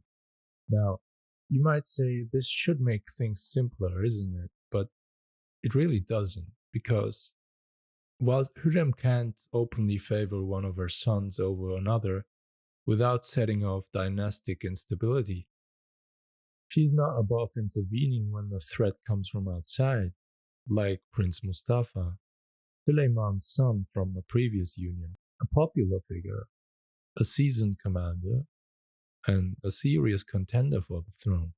In the eyes of her enemies, Hürrem steps out of bounds. They accuse her of intrigue, of scheming from the shadows to sideline Mustafa and promote her own bloodline. And when Mustafa is executed in 1553, it's seen not just as a political move, but as the visible triumph of Ali the Sultan's ambition. Only now, unlike the old days in the provinces, these power plays aren't hidden anymore. They happen right in the imperial capital, under the eyes of courtiers, foreign envoys, chroniclers, and the public. The harem is no longer a private world, it's the political theater. And Hürrem, whether you want to view her as a hero, a villain, or simply a victim of misogyny, she becomes sort of the face of a new era where the personal becomes imperial and where mothers don't just raise sultans, they actually make them. By the late 16th century, the entire succession system is slowly shifting towards a more domesticated version. And with that change, a new kind of captivity begins. Under Mehmed the Conqueror, the law is clear, and it's terrifying when a new sultan ascends. His brothers are executed, often immediately. It's a policy of preventive fratricide, designed to eliminate internal rivals before a civil war can even begin. For over a century, this grim custom defines the transition of power. And of course, this doesn't just affect the princes, it defines the role of their mothers as well, who play the succession game with the highest stakes imaginable, life or death for their sons. But around the end of the 1500s, the machinery starts to change. Murad III, son of Selim II and the last Ottoman prince to be educated and groomed in the provinces, comes to the throne after the old-style apprenticeship. After him, that tradition dies out. The princes no longer leave the palace. No more governorships, no more semi independent courts in distant cities. Instead, they are kept inside, isolated, under the Sultan's control. A kind of gilded confinement, if you want. From here on, the princes live in a space historians will later call the kafes, or the cage. It's not prison in the classical sense, but it's enforced seclusion. The princes are cut off from politics, from military experience, from contact with the outside world entirely. They are raised in a vacuum. Meanwhile, the old policy of brother killing begins to fade. It doesn't disappear overnight, of course, but it's applied less frequently, and eventually a new system takes root: succession by seniority. The eldest male in the house of Osman becomes Sultan, regardless of who his mother was or whether he was a favorite. It's a move towards stability, but at the cost of dynamism. The mothers now are no longer fighting to position their son as the one to survive a blood soaked succession process. Now they're maneuvering inside a more predictable order, one where power still matters, but the game is longer and colder, and far more controlled from above. And that is the irony here. In trying to avoid civil war, the empire ends up raising sultans who've never commanded an army, never governed a province, and often never even left the palace walls. The old harem was brutal, but the new one is sterile. And it's about to produce rulers who are really disconnected from the very world they're meant to govern. Now, we've already established that the mothers no longer leave Istanbul, and there's no more shuttling off to provincial cities to build up a son's independent court. Instead, they stay in the capital, in the palace, and they try to sort of weave themselves into the center of the Ottoman political web, if you will. And while they're, of course, already experienced in navigating the strict hierarchies of the harem, they now start to expand their reach outward. And one important way you do this is by gaining the Janissaries' favor. These elite troops, they are, of course, based right in Istanbul, and in the end, they are the kingmakers and political players that you have to convince. So, some Valide sultans build personal ties with them. They offer favors, they pay stipends, they shape loyalties. It's not just about family now, it's about building coalitions inside the empire's power structure. And then there's architecture. These women leave foundations, mosques, schools, and hospitals across the city and the empire. And these aren't just acts of charity, these are statements of power, if you will. Of course, in keeping with imperial decorum, the buildings don't carry their actual personal names. They are attributed only to the office, Valide Sultan. It's anonymous grandeur, it's silent branding on the imperial skyline. And their influence goes even deeper than that, like literally. Because from the second half of the 16th century, the Sultan himself lives in the harem. He doesn't have a separate palace anymore. He lives inside a space controlled by his mother. His entire life is, especially during his formative years, is shaped by the hierarchy, the rituals, and the authority structures of the harem, with his mother at the top, of course. This makes the Valide Sultan more than an advisor. she's the most powerful figure in his personal life, and in many cases, the gatekeeper between the ruler and the outside world. By the mid 17th century, the Ottoman state is under immense pressure. Foreign wars, economic strain, and internal unrest are stacking up, and the court begins to look inward. It's searching desperately for control and discipline. And so they go ahead and reform the entire state apparatus. Power consolidates in the hands of the Grand Vizier. The Grand Vizier becomes more than just the Sultan's top minister, he becomes the day to day ruler of the empire. The office becomes so dominant, actually, it even overshadows the Sultan himself at times. And in that recalibration, there's a clear casualty: the female members of the dynasty. Their influence, once critical, once embedded in the daily operations of palace and empire, is now curtailed. The harem retreats from the political foreground, and the era of the Walida Sultans sort of pulling the strings from behind the curtain seems to fade. But it doesn't die, because by the 18th century, the women of the dynasty are back in the frame. Not in the old role of sort of court manipulators, but in something more visible, more ceremonial, and still quietly powerful.